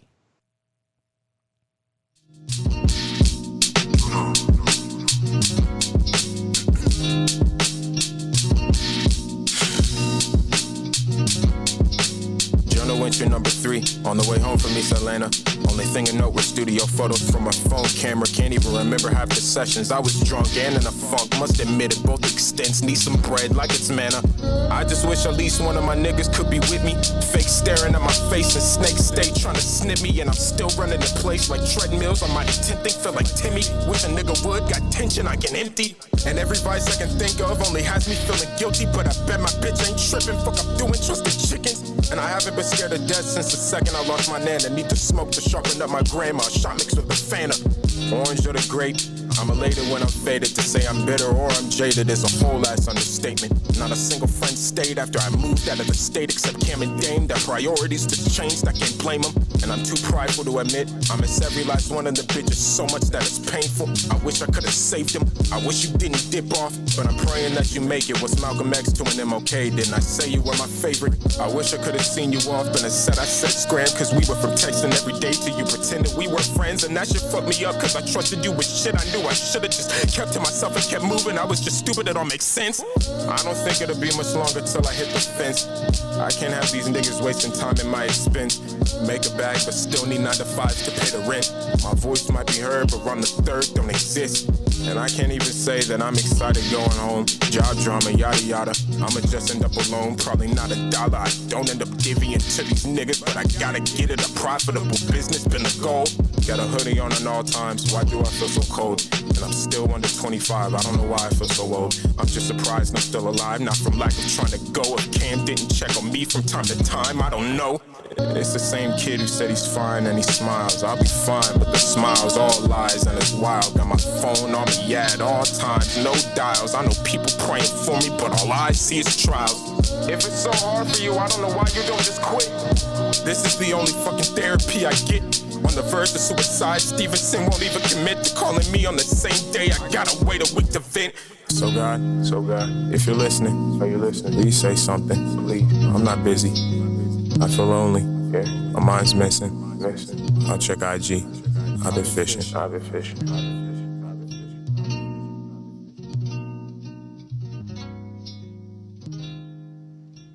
That was Trey H Journal 3. You can find that on Spotify, probably iTunes and everywhere like that. That was dope. I'm very new to Trey. Ant's been telling me about Trey for a long time, but because I try to focus so much on Upstate, I would almost say I probably neglect some artists outside of Upstate on purpose, just because, like, when you only have so much time to listen to music, it's almost like I don't want to become fans of new artists because I only have so much time. I hear you. But this was dope. This is making me where I have to become a fan and tune into what he's doing, because throughout the track it progressively got better, I would almost say. But that's not even to say it was bad at the beginning. It just got better and better. And as I was like, there was some good shit in there, some relatable shit. I could especially relate to a lot of what he was saying. So that was dope. I'm excited to check out more. That's really good to hear, man. I'm excited. I'm very happy to hear that you hear that, or hear that you feel that way. What'd you think, Sheridan? Facts. That was it was awesome. It was amazing. It reminded me, because I've heard a couple other tracks that he's done before, and I thought they were really good, but this is the best one I've definitely heard from him. I've probably heard 3 or 4 other tracks. But yeah, this was really great. It reminded me of a mixture of Amir Vaughn, who used to be a part of Brockhampton, Ab-Soul, and early Tyler the Creator. It was those are all artists that I love. So he killed it. Talk your shit. Yeah, that shit was crazy, bro. That shit was crazy. Definitely one of my favorite tracks we've played on here lyrically. Yeah. And honestly, the vibe, I love the vibe. It's something that's gonna make me want to check out the rest of his discography, because I'm excited. This is Journal Entry 3. He did a 3-piece EP, just Journal Entry 1, Journal Entry 2, Journal Entry 3. I have about 40 unreleased Trey Yates songs in my email. Me and him talk regularly. I've never met homie, but we're like this at this point. You feel me? He made this, all the journal entries. He was recording. He was signed to a management company. I think he was recording in either Atlanta or Ohio or some shit at a really reputable studio, had plaques on the wall and all that. And this is just him writing down his thoughts at the time while recording his other music. You feel me? That he had on the agenda. He was just writing how he was feeling at the time. And when I played this track, and it's really personal, but it shows how good of a writer he is, how emotional he can be, what type of soul he can bring to a track. But he also has just bangers. He can do anything, bro, and he's truly an intellectual. I can't say a release date or name. I can't even say it exists yet, but we're in the midst of making a collab project right now, and it's something that I wouldn't be surprised if it took us a year or two to finish, you feel me? Because I want it to be perfect. I think when we put our heads together, somebody that brings something to the table like that, his mind is different. And when you guys check out his other music, anybody listening, check out his other music, it's unbelievable. And it's a true crime that this man hasn't blown up yet. He reminds me of all the comparisons you made, Sheridan, were super valid. And I didn't even think about that. I hear a lot of Ab-Soul with more speed. I heard the bass and some of the realness of like Tyler on Rusty, if you remember that track off your head. Yeah. And it was just how blunt he was about shit. Exactly. How like just fucking like matter of fact. He reminds me most of Mick Jenkins. That in terms of how he attacks the track, how lyrical he could be, how like he thinks outside the box. Sometimes his flow is really unorthodox. He grew up a poet. Like he was in like national contests for poetry. He has that type of diction and is used to writing differently. So he kind of has a different background than a lot of rappers. He didn't start rapping until he was like 20 or 19, and he started rapping because Kendrick Lamar pulled him on stage and had him just rap his verse or do a poem or some shit when he came to his town. And like it made him want to rap. Kendrick was like, "Yo, like why don't you got music?" Like this nigga just started rapping, and he's fucking amazing. Like it's honest. Once you listen to his music, you don't even have to know him. You learn him through his music, and I think that's what makes me so partial to him. That it's interesting you say that. Like you learn him through his music, because I definitely don't know him, but through one song, like I feel like him talking about his therapist or taking a week to get in touch with your therapist and how you can't express what you're going through. Like that's easily relatable shit and real shit too. And like at one point, like it was so cool, and it just got progressively better. Like I said, that I'm excited to check out more, because that's dope. That's the kind of artist he is. Like everybody can relate to the feeling of going into a different city or state and losing contact with your friends to the point where you feel like give a fuck about you. You feel me? That is real shit, and he conveyed that in such a beautiful way that he touches on topics I just don't hear people say a lot. It's unique, and it's something that as a rapper I've tried to do, and I will continue trying to do. I want to express who I am through every song that I put out, and when I see somebody do it at this level, it's truly inspiring. It's truly inspiring. Trey Yates will be on the next couple projects that I put out. You feel me? Like, except for this first one, I'm gonna let one go, and then expect that nigga on a bunch of tracks. Looking forward to it, man, because he's dope. That was dope. I'm gonna be checking him out again. So if you missed it, that's Trey Yates, Journal 3. Sheridan, you're up. All right, so this one is Runaway by Ty Vegas. This is, if not my favorite, one of my favorite solo tracks from him. The beat's great. Another one that gets really real. And I'll let it speak for itself. It's a dope track. Let's get it.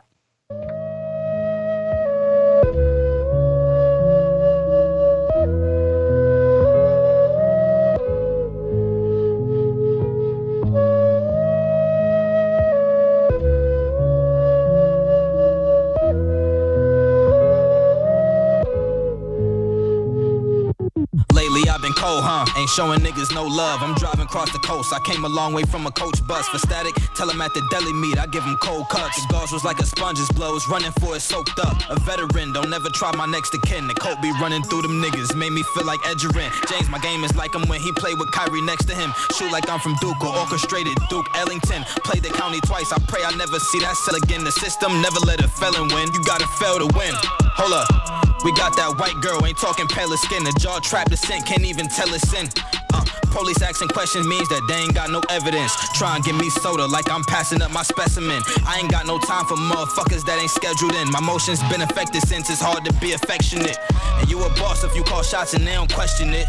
Computer thugs always staticky through messages. Statuses, nigga, you ain't active, you an activist. And you ain't giving passes out, you just just a pacifist. I'm always loaded, I ain't never folded up. This ain't no laundromat, I live by my respect and you can't tarnish that. Miss my homie car and now it hurt cause I can't call him back. Old Glock, it's an artifact, about time I bought it back. Just a young nigga reppin' for my city, man, we grew up kinda gritty. Mama told me run away. She said this shit is getting crazy, nigga shady, they'll kill you over nothing, man, these niggas they don't play. Told her I grew up in my city cutting corners, ma, I be with ruthless niggas who go do this every day. Just understand that I'm good, she said I get it, just don't want no one to ever come and take my son away. Run up on me, you don't make it, put it on my son, I got it on me. Right now you gotta go get your gun. My mama told me a lot of things, never told me run. I'm running down, taking everything if niggas owe me some. I saw that fake shit happen, guess my vision clouded. You ain't no man, you did this loyal shit, then lied about it. My cousin took 5 in the state and he ain't cry about it. His father different, got no feelings, you can't cry around him.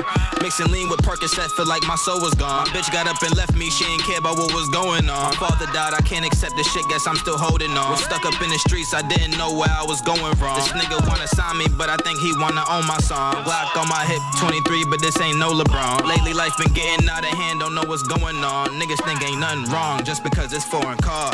Just a young nigga reppin' for my city, man, we grew up kinda gritty. Mama told me run away. She said this shit is getting crazy, nigga shady, they'll kill you over nothing, man, these niggas they don't play.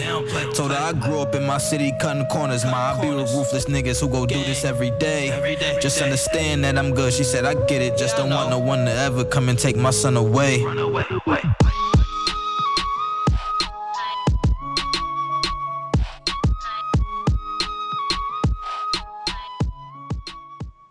That's Runaway by Ty Vegas. That he's always been one of my favorites, and we talked about the track that he's supposed to be dropping soon at the top of the show. I'm really excited for that because of the snippet that I heard is really dope. But this is one I've listened to the project a while back, but it's been a while, so I like it. I like it a lot. I like what Ty does all the time though. So, yo, Ty dropped a little project. It was called Epiphany, if I'm not mistaken. It was a small EP a while back, and since that moment, I knew he was one of the best in the area. This project, but this song specifically made me put him in a different class than even where I already held him. You feel me? This song is easily my favorite from the project. No doubt. I know it word for word. If you guys didn't just realize. It's one of my most listened to tracks out of Upstate.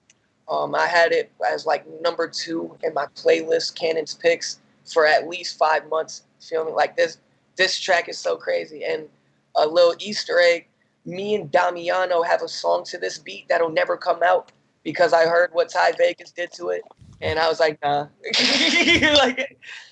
we have a song that's about 2 years old in the cut that I was gonna let go. And I listened to this, bro, and it was just, I pay homage to, because he bodied this shit. I would never disrespect something like that. I was really pleased to hear this. He showed range on the chorus. It's one of my favorite hooks he's ever done. He showed how emotional he could be. Bar for bar was wild. Some of the melodies have been better, of course, but we not singing niggas, you feel me? We gotta get a little slack on that. But he had these different flows. Bars were as real as ever, so that track for me is a 10 out of 10. I'm not gonna hold you. Yeah, and it like you said, you could, the versatility and just like the different things he was doing, because it definitely puts him in another class because he's good, but you just see how much better he is getting by doing stuff like this and hearing tracks like this, because as I'm able to really focus in and listen to what he's saying, it's kind of like the last track where it just progressively got better because of the real nature of the track. Like we're getting into almost a storytelling type vibe. Like it wasn't a storytelling track, but we're getting bits and pieces of stuff that he's been through that you can relate to, and you almost appreciate, because that type of feeling doesn't come out in artists like him, honestly. Like he's more of like a maybe aggressive type rapper, I would say, but he's just like real to what he does and what he talks about. So when he's also real about the other things that he deals with, it's cool to see, because that can be helpful for people who listen to this kind of music. Like it's interesting. Like he talks about losing his father at a young age. Like that's something people who have gone through that type of thing, when you hear it in music and then see how good he is and like how cool and how successful someone can be despite any type of tragic thing like that happening, or any situation where you grow up without a father, like those type of real moments are important from artists.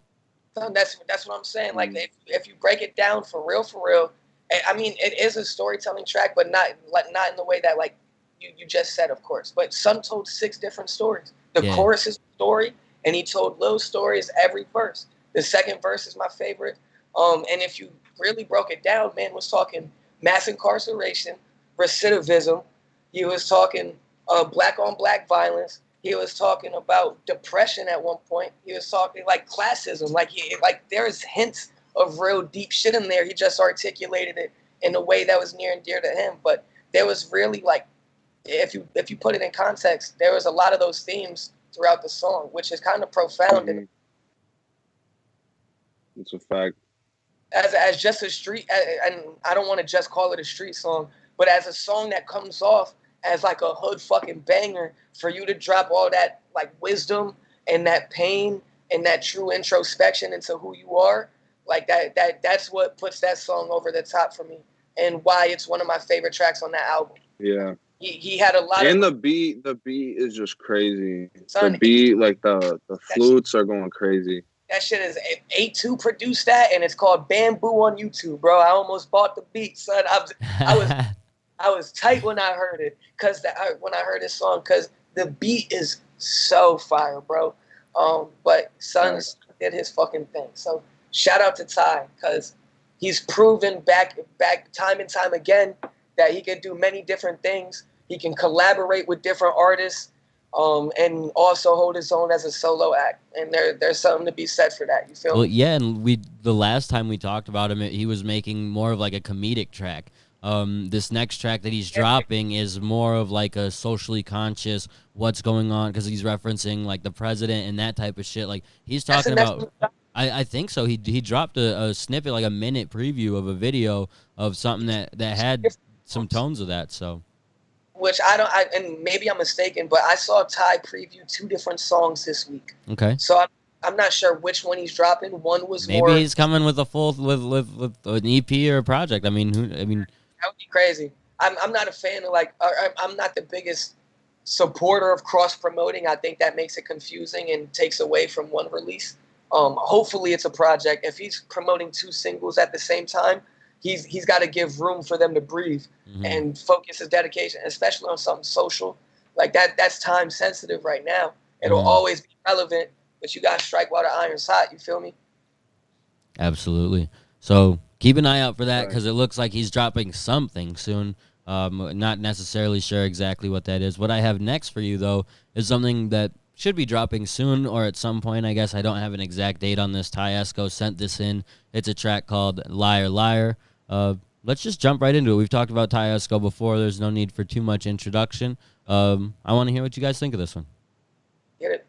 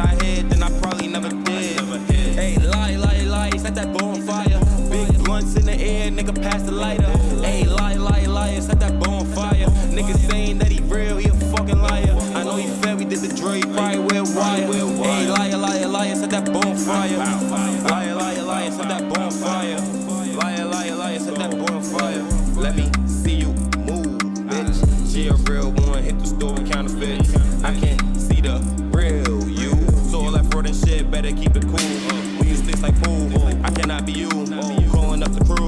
nigga, what it do? We don't never talk unless the bread is involved. I don't even talk unless the head is involved. Niggas like the head, I tell them niggas get a song. 30 round clip, let's see if he could juke them all. Swag in the source, math in the course. We don't ask the press because we swiping, of course. Hey, liar, liar, liar, set that bonfire. Niggas said he getting money, he a fucking liar. Hey, liar, liar, liar, set that bonfire. Big blunts in the air, nigga pass the lighter. That's Liar Liar by Tyesco94. What'd you guys think of it? Ant, go ahead. You go first. Liar, liar, liar. Liar, liar, liar, liar. Set the boy on fire. Son, I don't know It's how to... stuck in your head, bro. It's stuck in my head. I hope that he was trying to be a little bit comedic with this, because I laughed the whole time. I know it's a serious track as well, but I think you were trying to come off as a little bit funny. I could see this maybe doing some numbers on TikTok before they ban it. I think the verses were a lot better than the hook. Tyesco is gonna fucking hate me because there's probably been a couple songs that I talk like this on it. I was not a fan. And granted, a lot of, I was bopping to the flow. When I was rocking, I was really bopping to the flow, but it was just like I couldn't stop laughing. Like some of it, he was combining he was trying to be too serious while being too like lackadaisical at the same time. And I think it was a good song. I just couldn't. I don't think I would ever listen to it again. And I think that the chorus, the theme, I've tried to play with "Liar, Liar, Pants on Fire." I've actually tried to play with that in a chorus. And I don't think what I did was better than what he did, but I didn't drop it because I couldn't get it. I couldn't get it right. So I think that there was some really good themes about it. I think the verse was dope. He always has a fire flow. I didn't even like the beat, if I'm being honest. I thought that he did a really good job on that beat for such a bad beat, in my opinion. That just wasn't something that was modern enough or hit well enough for me to really fucks with it. Like decent track. I thought it was funny as hell. But I was actually bopping with it. I hope if that's dropped, it's doing numbers right now, and he's really pushing that, because even if it's serious, do some funny videos on TikTok, bro, before that shit gets banned. Yeah. I'm interested. Yeah, I definitely wasn't. I did. Am I tweaking right now? Nah, I did not like that at all. I mean, I guess there were points where I was bopping to it. At the second verse, I guess I liked it. It was like a short little second verse. Yeah. I liked that the best. He reminded me. It reminded me. Besides the chorus, his verses reminded me a little bit of Chapo. I don't know if you guys know Chapo, but he's kind of like a really underground SoundCloud artist that kind of drops music as much as like Gucci Mane does, and it's pretty like it's saturated a lot of times, but it's pretty funny, and he talks about kind of ridiculous shit, and that kind of reminded me of that. But again, I agree with Anthony. If he was gonna go the funny route, he needs to like go all the way instead of like being serious. I hope he was going the funny route. Just you gotta go all the way. You gotta go all the way. Do you guys know who BFG Pac-Man is? No. Or BFB Pac-Man is? He just dropped a song with Sada Baby. It's called a Free Joe Exotic. It's fucking hilarious. But it slaps like a regular song. He's just saying comedic shit the whole time. Like, and it's just like, I don't know. At first, to be honest, it reminded me of Young M.A. and it reminded me a little bit of like Ski Mask or like Smoke Perk, which those artists don't go together at all. You feel me? I don't really know what he was going for. But depending on what his goal was, like good shit. And if not, just I don't know, somebody in you. I don't know, bro. Like I could see a great music video to go with that song. If I'm being honest, like if you can get a music video behind that, and you can capitalize off the catchiness of it, because there are songs that have bad choruses that are still catchy. Yeah. You feel me? That's a thing. So that was hella catchy. It's still stuck in my head.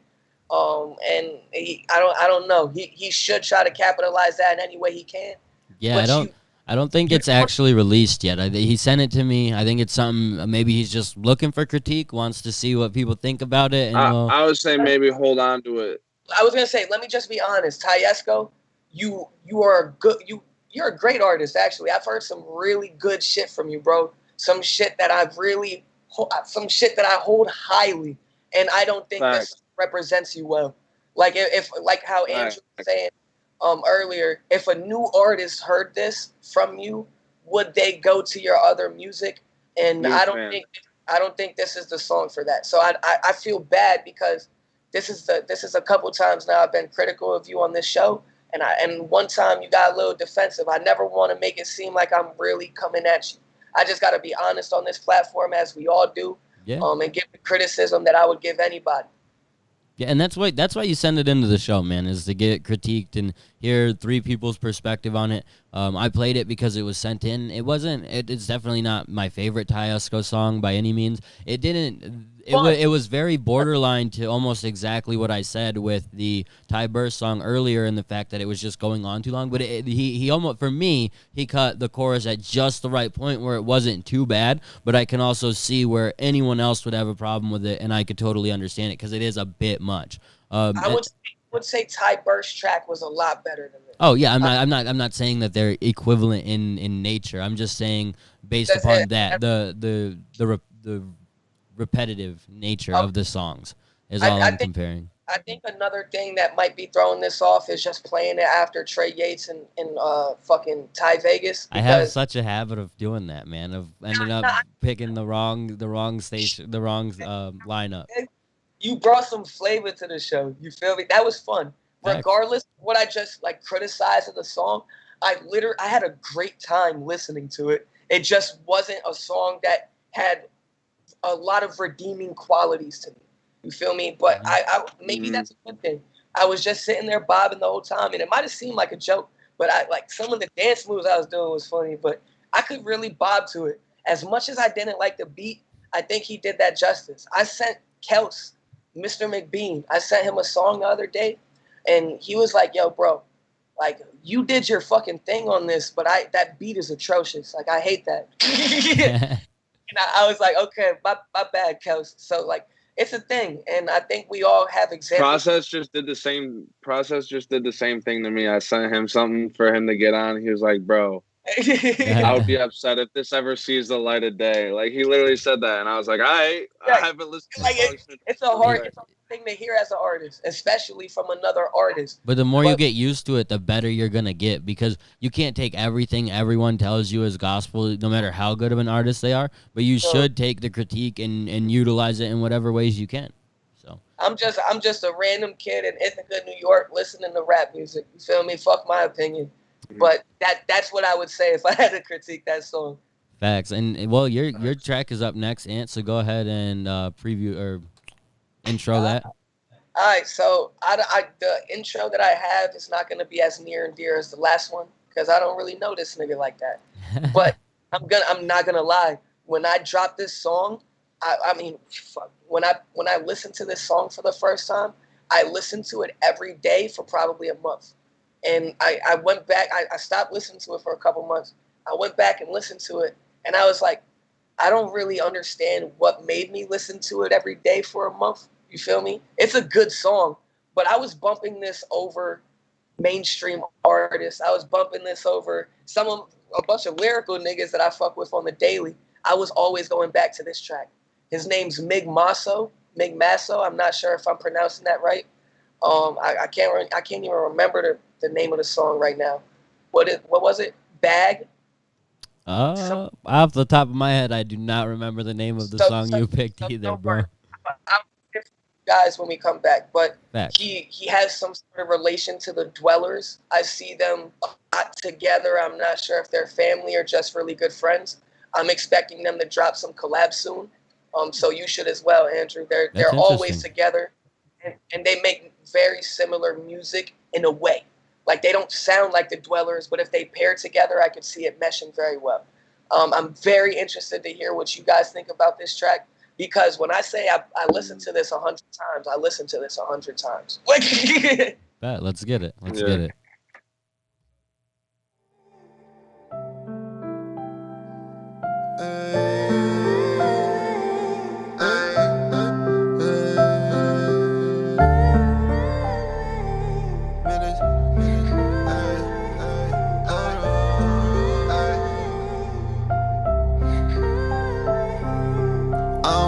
Understand, I just want 100 bands. I just want them rubber bands. I don't really got no mans, I don't really got no friends. I've been with the killers on the low. Said it's killing season, nigga, you know how I fucking go. And I'm riding with my 40 and I keep it on the low. Yeah, I keep that shit on my waist cause you gotta keep it close. I ain't got no family so I keep that hammer, that's my bro. And I got the money on my side, a nigga finna blow. I'm about to shine, yeah, nigga about to glow. I don't really give a fuck about a motherfucking hoe. I've been killing that, it's killing season, that's just how it goes. Said it's killing season, I'ma keep a motherfucking pole.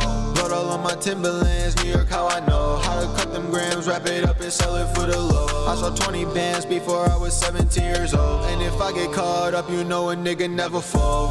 Yeah, I'm about to blow, I've been smoking too much dough. I don't think these niggas know what I go through on the low. And if niggas want the smoke, we can meet him at the low. Meet him at the red light, hit him in his nose. I've been on them drugs, codeine, got me looking like a fiend. I'm just sipping with my team and I ain't got no fucking team, mama. I don't think you understand, I just want 100 bands. I just want them rubber bands. I don't really got no mans, I don't really got no friends. I've been with the killers on the low. Said it's killing season, nigga, you know how I fucking go. I've been pouring up them foes, I've been fucking on these bitches that I barely even know. I don't really give a fuck. And it's killing season, nigga, you can go and test your luck. Fucking bitches with that pistol on me, case I got a buzz. Keep my business on the low, all these niggas wanna know, hey. With my hoe, and you know that bitch gon' choke. Nigga always keep that 40 on me, case a nigga show. Why these niggas cold, I don't really know.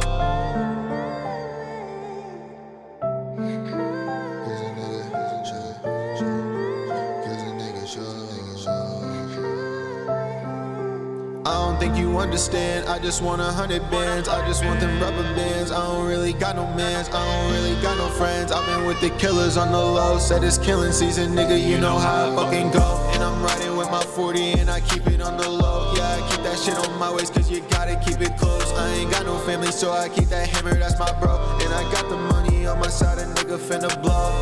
I don't think you understand, I just want 100 bands. I just want them rubber bands. I don't really got no mans, I've been busy chilling with them killers on the low. Said it's killing season, nigga, you know how I fucking go.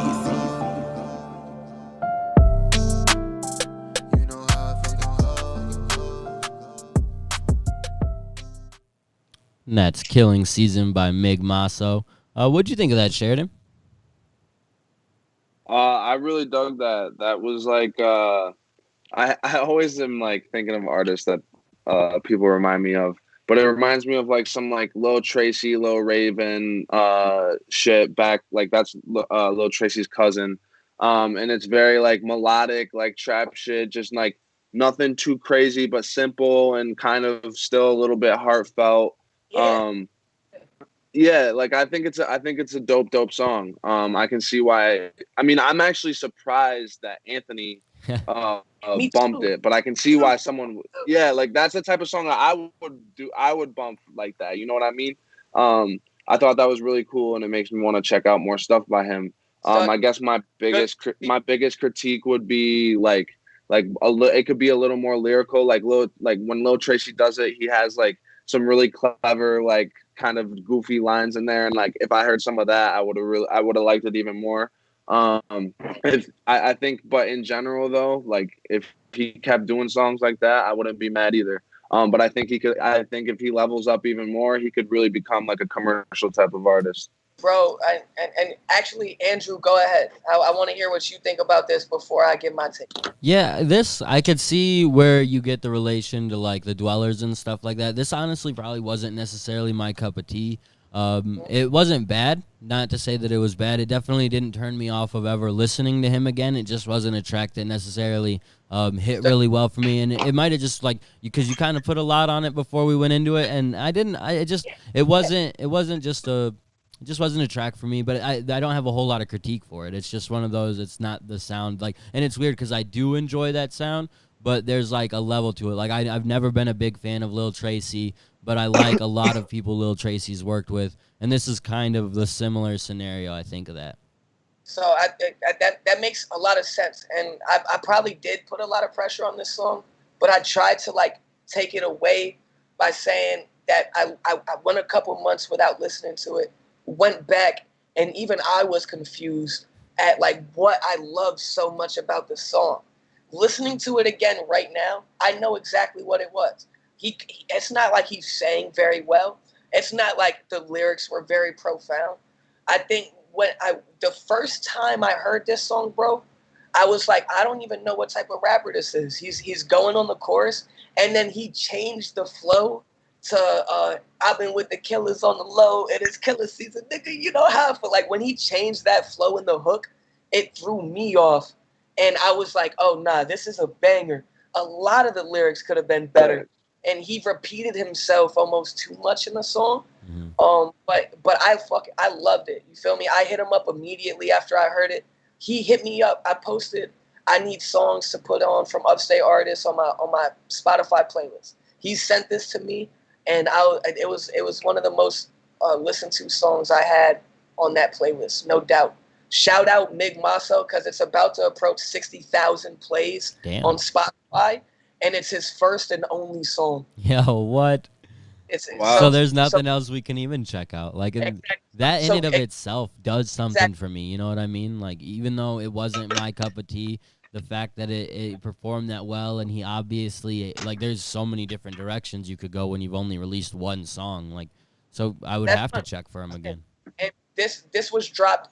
I just checked January 24th, 2020. Damn. So it's been for about 7 months now.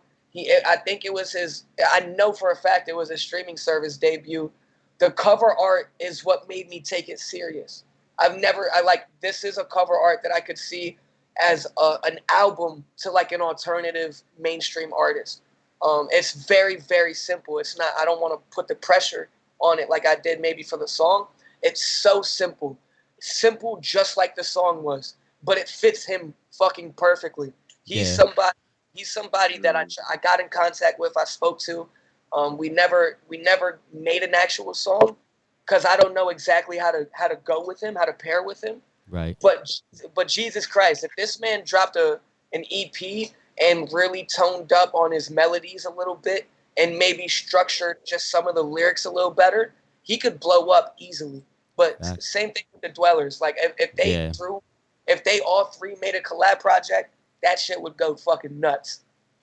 That's a fact. So something to keep an eye out for. I'm looking at the cover right now. It's not. It's definitely not my favorite cover I've ever seen. But the fact that I've seen covers like this done poorly, you're right that I would tune into it because it looks more professional than covers I've seen done like this where they don't look good. Like that looks. It's perfectly passable. It's just not my kind of cover. But it's not. It doesn't look bad. It doesn't look like it was unprofessional. At least not to me. The font could be better, but it's not bad at all. The font is by far the worst thing about it. I think the shadow off of his body and the caricature that they actually made is like, I would fucking love to have that happen to me. You feel me? Yep. The font is definitely a little bit weird, but I like the dripping and all that. Mm-hmm. The plain background caters it. But like I said, it's been 7 months since he's dropped something, so I don't know what the fuck is going on. But Mig, what's up, bro? You on the clock, trying to hear something. Usually when we do this, too, they drop, like, within the week. So watch. We'll have a new Mig Maso track to talk about next week. Sheridan, you're up. We've got something a little bit different than what we're normally used to, right? Yeah. So this is my friend and someone that I've collaborated on a bunch of songs with him. We've put out one. It was on my debut album. He was on my song Impious. And he does a whole bunch of different styles. He actually freestyled his verse on my album. He actually he's my favorite when he does like this type of R&B. It's very abstract, not like something I've heard a whole lot. I don't really know who I would compare it to, but it's very chill and something you can kind of just like relax to. And he talks about his life a whole lot, and on all of his tracks, really. He's actually living in Cape Town, South Africa right now. That's really dope. He promotes for a club out there, and he is also he is actually more known for his modeling than he is for his music. His music's actually underrated. He has like a pretty large social media following just from his modeling career, and he runs his own modeling agency. So he has his toes in a bunch of different pools. But I think this is a really cool track, and I'm excited to see what you guys think of it. That's really dope. I got a quick question. Yeah, what? I was just about to say, when somebody freestyles on one of your tracks, do you get nervous, or like, were you there when he freestyled? Because like that's something that I didn't know he was gonna do it. I didn't know he was gonna do that. Bro, everybody that's ever freestyled on one of my songs has fucking destroyed it. Has like came to fucking play, and it's something that I always am like, oh shit, I get anxiety over it. Like, how am I gonna tell them if it's not good enough to go record it or do it? Yeah. But it's never happened. I feel like a lot of freestylers are just comfortable in that lane. So I'm excited to hear this, and it's dope to know the backstory on that track. And so this is the second song off the EP he just dropped on July 4th, Black Butterfly. This song is called Rose Bloom. Let's get it.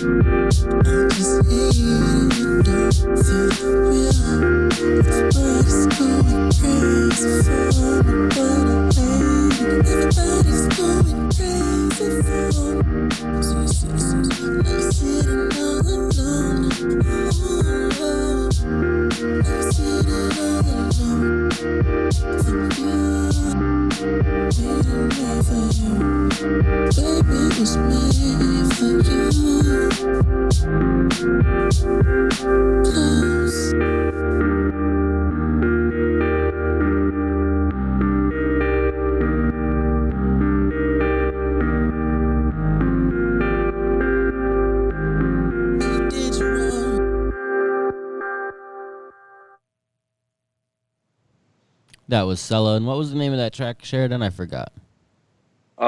Rose Bloom. Rose Bloom. What'd you think of that, Ant? So I thought it was really artistic. I thought he executed it very well.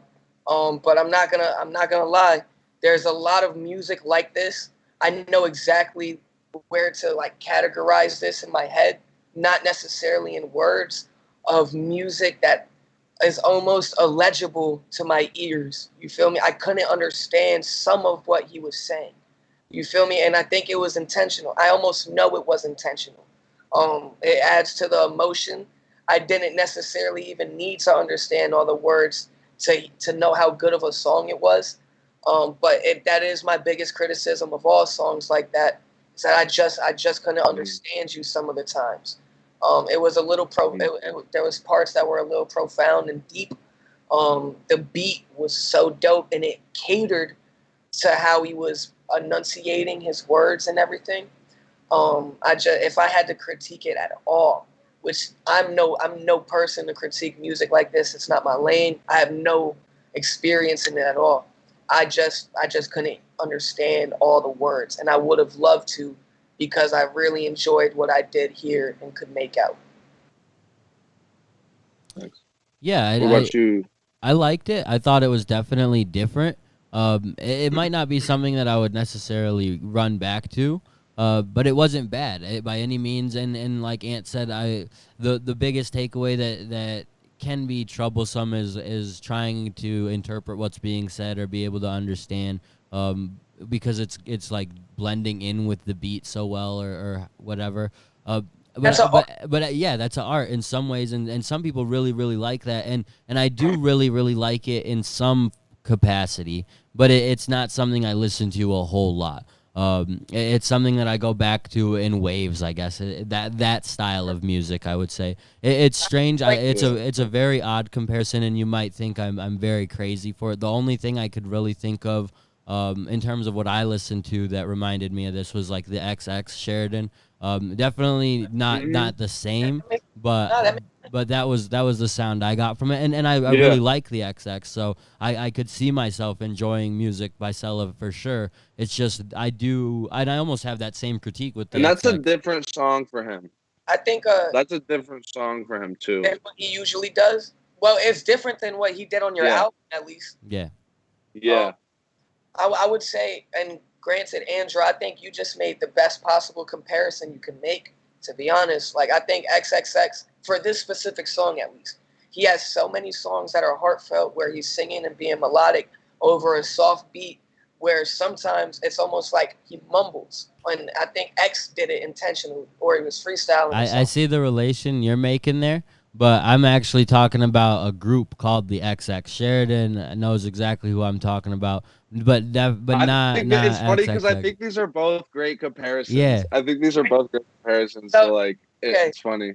I hope I get rightfully flamed in the comments for this, and I'm probably never gonna hear that. Some people might think I was saying the exact same thing you did because they're pretty obscure. I bet a bunch of people won't know them. Yeah, I bet a bunch of people won't know them. I just heard XXX. You feel me? Like I don't know the XX, but I wouldn't have like even responded if I didn't think that's what you said.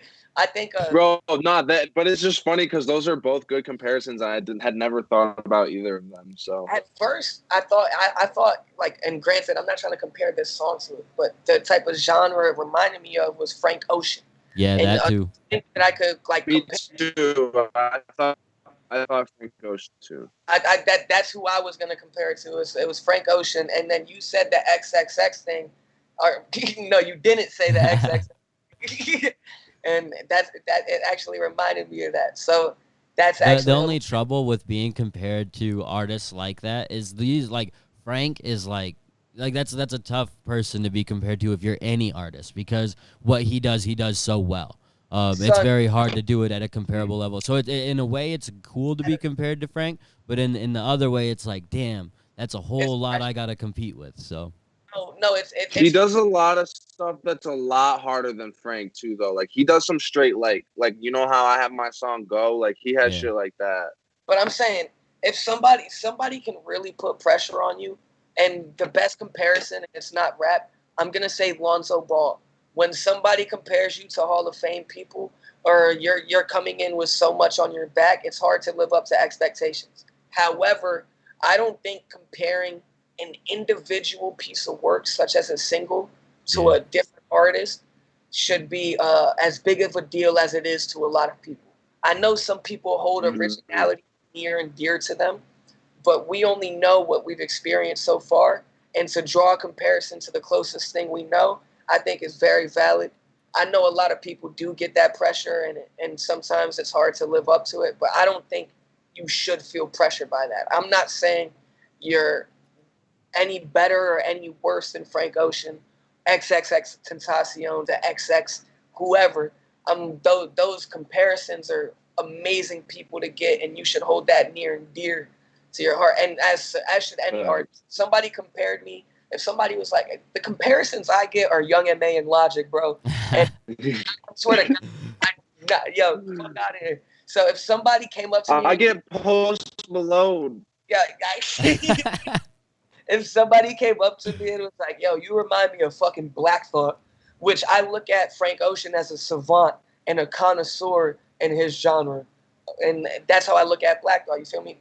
Frank Ocean's not as goated, but just as talented in his lane. You feel me? Like if somebody came up to me and was like, "Yo, you remind me of Royce, Black Thought, Andre 3000," I'm not gonna be like, "Oh, yeah, fuck. I gotta rap like Black Thought now." I'm gonna be like, "Yeah, let's get fucking it." Like, right, yeah. Yeah. And a funny total off note story. Speaking of mix-ups and Alonzo Ball, when I first got into looking up upstate artists and before Upstate Aesthetic and everything, I saw Zoe on Facebook constantly making posts and all of these remarks about how no one's checking him out. So I look up Zoe on Spotify, and the first Zoe that pops up has 148,000 listeners. I've never seen what Zoe really looks like, so I'm like, yo, what the fuck? And then I realize it's Alonzo Ball, and I'm like, oh, this is not the right Zoe. This is a whole different Zoe. So it was a funny mix-up, and just we had a funny mix-up there, and speaking of Alonzo Ball, so I figured I'd tell that story. That's actually hilarious. Like Zoe goes by Alonzo goes by Zoe by his friends, and that's just his nickname.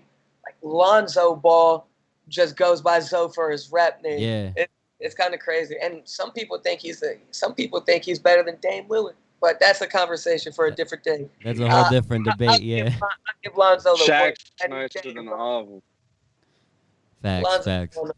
So who's on the clock? You on the clock, Andrew? Yeah, I'm up next, and this is another unreleased track. This one's from Saint Kid. I believe he's releasing it this Friday, so keep an eye out for that. He just dropped one featuring Process and JJ Wolf a week ago called Yellow. That's available on SoundCloud. I think he's pushing this one a little bit more to the streaming services and all of that. This is a really, really dope track. We talk about Saint Kid a lot. He's been a guest of the show. He's a friend of the show, so not much introduction else I need to do, so let's just jump right into it. Every Night by Saint Kid.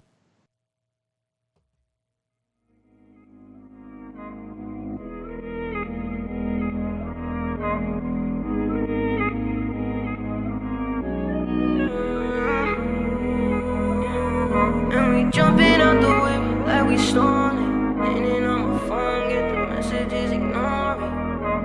And we at the party every night, we getting solid. It's the way I deal, so I don't wake up in the morning. We jumping out the whip like we stolen. Hitting on my phone, get the messages, ignore it.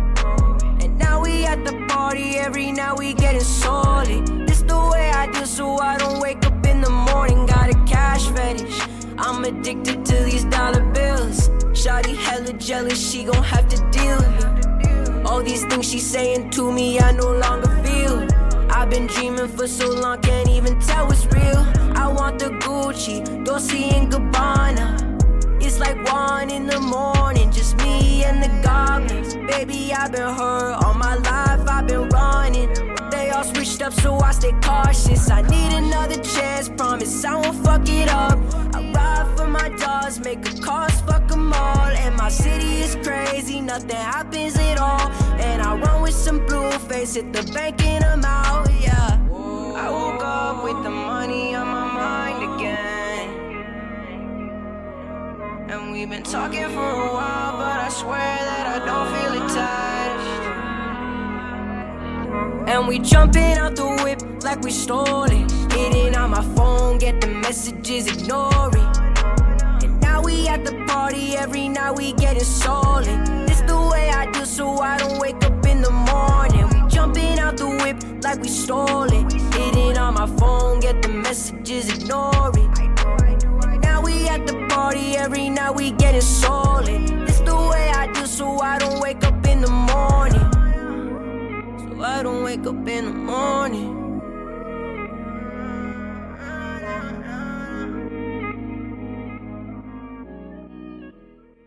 That's Every Night by Saint Kid. Like I said, I believe that's dropping this Friday. If it's not, go bug him, and I'm sure he'll drop it. I really, really like that track. I'm curious to see what you guys think. Who wants to go first? Sheridan, you go first, because I've heard this before. So definitely one of those same tracks. I think it's really great. It reminded me of at first it reminded me of Sway Lee, and then it reminded me a little bit of Post Malone, and I don't feel bad saying that because I just said I always get compared to Post Malone. But I think in general that showed some melodic growth for him. It was definitely one of his better melodies. Lyrically, I don't think it was a huge step up from what he usually does, but I definitely think that was one of his best melodies, and it's something that I'm definitely gonna like add to a playlist once he puts it out. Yeah, absolutely. Saint Kid is somebody that I still like. I still have separating the producer from the rapper or singer. I guess I don't know what to call him. I don't really want to say rapper because he doesn't rap. He's a hip hop artist, I guess. I heard this song a little bit ago, and when I initially got put on the Saint Kid, it was because he was a producer. I was in love with his beats, and then I found out he made songs and really good songs at that. He's a really talented kid, and he's so young that I still feel weird judging his music. This is one of his best songs, no doubt, especially in terms of melody, in terms of just maturity. I think of a lot of his songs you can listen to and be like, this kid's 15, this kid's 16, and just young. And when you're an adult, I tell Saint this all the time. Like, when you're an adult, you have to, like, some shit just doesn't resonate with you like it would a high schooler if that's your target audience. You feel me? Yeah. This song I don't think was limited to high schoolers or even like late teens. You feel me? Early 20s. I think I could see a lot of people listening to this. The melody spoke for itself. The hook was really dope. Like Sheridan said, there was actually no lyrical progression, but there was in terms of song structure, in terms of melodies. Yeah. How I'm gonna attack this song, and if Saint Kid is, because this is a huge step up from School Emotions, and that was a good project. Mm-hmm. Feel me? This just, it sounds like he aged almost 2 years and not 5-6 months. So that's something that I really fuck with. I'm interested to see if he can keep up this progression over time at the same rate until he's 21. Because if that's the case, this will be a completely different conversation, and the Breakfast Club will be talking about him. Like he's crazy, and this was such an interesting direction. I think, like, just because you guys say that it wasn't that much lyrically better, which I do agree with, but it's more lyrically mature. Like on the back of what Ant's saying in terms of the fact, like, you can't tell that he's a young artist based upon what he's saying. In previous tracks, he says stuff that isn't even that corny. It's just like, oh, you're young. Like, I could tell you're young, or just. I've told him this. It's corny if you're an adult. Like, it's corny. When Saint Kid and I put on the show at the Haunt, bro, it was me and his show, like 50-50. Like nobody was more important than the other. But I had to really, really sit down and convince him. It took a lot of time. I can't let you go on right before me because the adults that are in the building will leave. You feel me? Like, there's 40 and 50-year-olds and 30-year-olds who are there for some hard shit like Ty Vegas or Mr. McBean. You feel me? Like, if you're rapping about high school emotions and how class is tough and how you got your heart broken and shit, like, those are themes that can come off well, but to your target audience, it's not going to hit the same. So these are conversations I've tried to have with him, and he's growing into who he is, and it's really crazy to see. I didn't mean to fully interrupt you. I just wanted to add that point, you feel me? Because I thought it was important to say this has been a bug in his ear for a while, and it's something that I think he got a 0 out of 10 on Not Your Mans. I don't know if you guys know that or remember that, but it's so crazy. I do. And you all know why? It's because they're 30-year-old men who listen to rap and hip hop. Yeah. Well, and another good point of that is, like, that's how I'm so surprised they like mine. Well, you don't. Yeah, that's it. We'll talk about that off air. But like, but no, this track, like, and to a point of what we're talking about, like, when I first got put on to Saint Kid, and one of the first tracks I heard by him was one featuring you, Ant, was Hello, right? You guys did that track together. Yes, sir.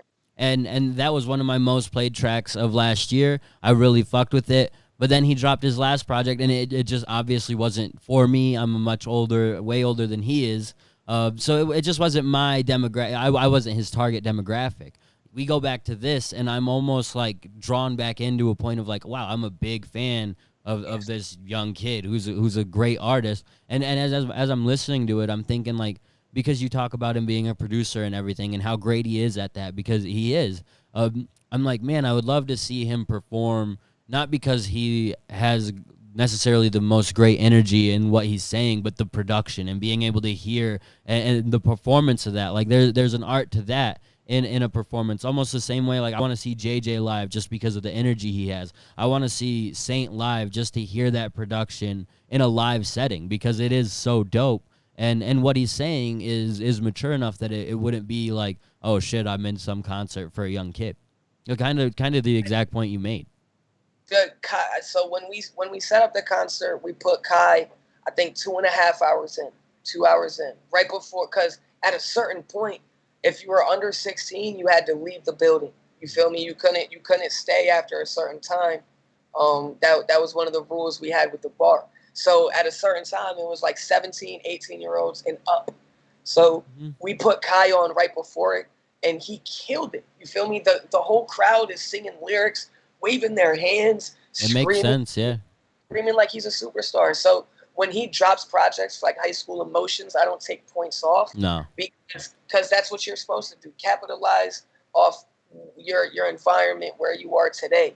You feel me? Because the only person I can comfortably compare Saint Kid to is the kid Leroy. And I don't even know like how old that kid is. I just know kid's in his name. And I think he's like 17. You feel me? Saint Kid is so fucking young, and he's still like a better producer than he is an artist to me. And he's getting better as an artist. Like we talk, it almost sounds cliche how much we talk about his growth, but he's so great as an artist. Like I booked Saint Kid for a concert before the Haunt show, like for Rootstock, and he was a superstar then. Yep. And I was front row first time. Like I said, I thought he was a producer. I thought he came to play beats live for people. So when I see him pick up the mic and start doing songs, I was blown away. He was singing, he was rapping, he was controlling the crowd, and that's when I knew, like, you're so young, all you have is room for growth. Like, I don't even feel comfortable really critiquing him because he's so young.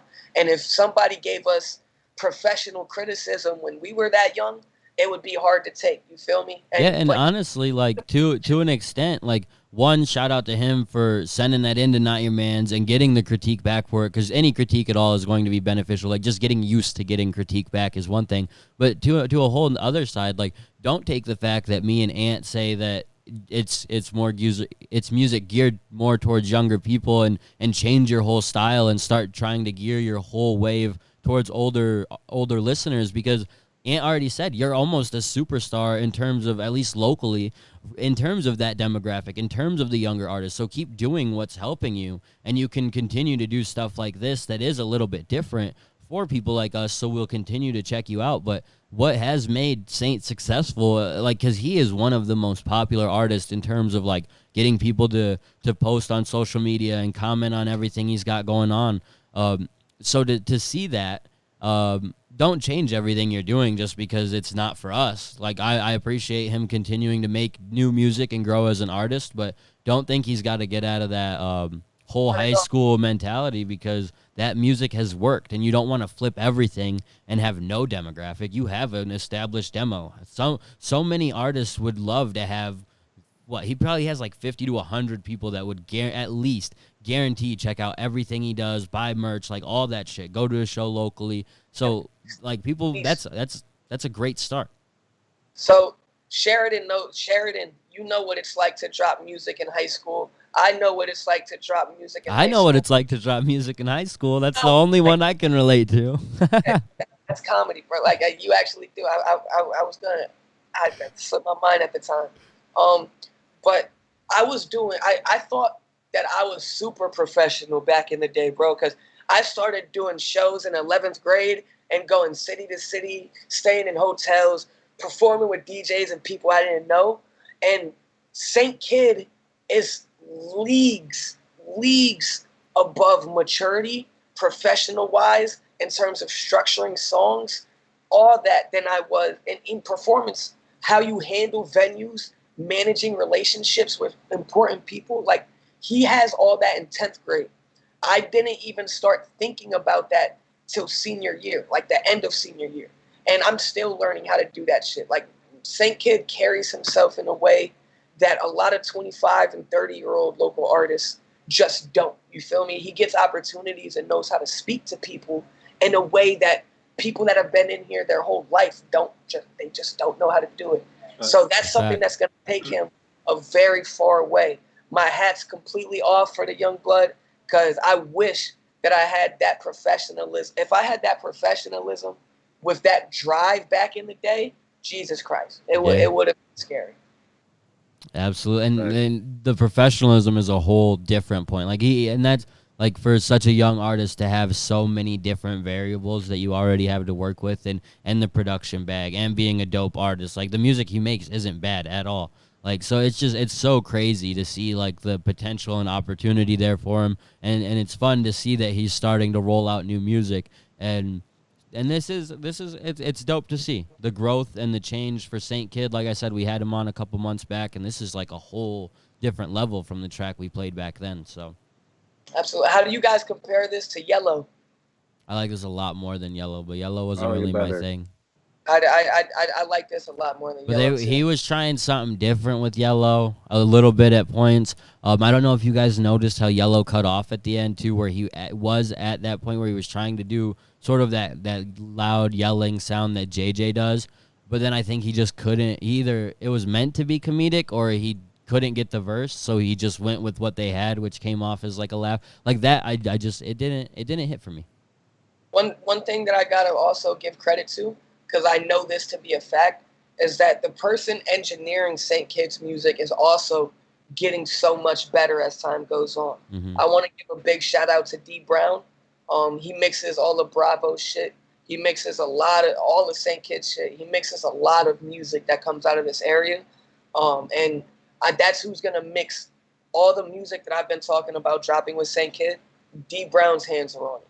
And that's because D Brown's equipment, his rapport, just how professional and skilled he is in his field has jumped up significantly in the past year. And even since quarantine, because he had to take it back to his crib. So he got brand new equipment. He got like some $1,000 mastering headphones or some shit, and just revamped his whole shit. And when I tell you, I have music that I recorded with him and Saint from January, and music that I recorded with him and Saint a month ago, and what he's capable of doing it's like night and day, bro. It's a complete difference. So I just want to shout out to the engineers behind the scenes, because I don't think they get enough love in the area. They just get the money. Yeah. That works out. That works out in some ways too. So exactly. Shout out to them. Shout out to all the artists that we've played today.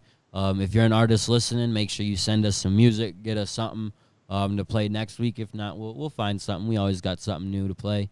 That does wrap everything up. We're pushing about 2 hours and 20 minutes. Ant, you want to go ahead and plug what you got coming up first? Yes, sir. So I just shot a new video. I'm very excited for it. Shout out everybody that came out. I'm going to be shooting a lot of videos these upcoming weeks. I'm going to be pushing out more material than I have been. Besides for spring cleaning, I'm gearing up to drop a new project. If you haven't noticed, I didn't drop anything last week. I might drop something this week. I haven't decided yet. I have something loaded up. I promise I do. I just really wanted to take time with this video and promote it properly and have everything and not take anything away from it. So if you were looking forward to spring cleaning every 2 weeks up until this point, I apologize, and I still might drop something. I'm just trying to be strategic with how I go around this video. I have a bunch of new singles for you guys before I get on with this project. But it'll be out very soon. Everything's done. The finishing touches have been done. If you really want to know, hit me up. I might send you a track. So just follow me on all social medias, Anthony Cannon, and check out what I got on Spotify so far. I got a playlist of just what I dropped for spring cleaning so far. And if you check it out, I'd love to hear what you think. It's been a really dope episode. I'm glad that we got across all these topics. I think Ty Burst, Trey Yates, we went through a lot of great music today. It's a fact. That's a fact. Facts. Sheridan, what do you got coming up? We're gonna be playing a little bit of unreleased at the end, but what do you got lined up? June 20 or July 24th, right? Yes, sir. Yeah, July 24th, The Door Is Open is coming out on all streaming services. I'm gonna be trying to do a pretty big rollout for that. So just be ready. And then I got this song playing up next, unreleased. I don't have a release date on this yet. I'm thinking if I had to estimate, late August, early September, probably. But definitely let me know what you guys think. Follow me on all social medias. Yeah, we pressured him into dropping The Door Is Open, so you just got to pressure him into this one. Pressure me into this one, or tell me never to drop it if it's trash. Tyasco's gonna be waiting for this. He's gonna be like, Sheridan, that's terrible. Don't ever drop that. Gonna be like, yeah, this shit's garbage. Shout out Tyasco. I'm just fucking around. You guys can catch all kinds of news and updates on the Cypher. We'll be back next week. Make sure you follow the Cypher on Facebook. Check us out on Instagram. We're posting stuff on there all the time too. Let's get it. Let's play this song and get out of here, guys.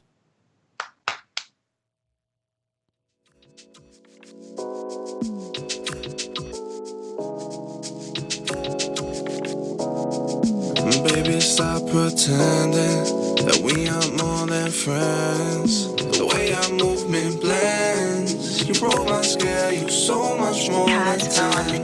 I grab you by your waist and watch your face express and say you love the way I touch you, make you feel okay. Find me when you seek a solace. Your body is just so infinite, intelligence, the way you vibing when we meet. It's perfect timing. Encounter so exciting. My love, I know I like it. We floating close to flying. Although I don't know why it hurts to leave you or was to deceive you. I'll be honest and always please you. See through, now let me tease you. We could FaceTime, would rather be underneath you. I'd rather be skin to skin.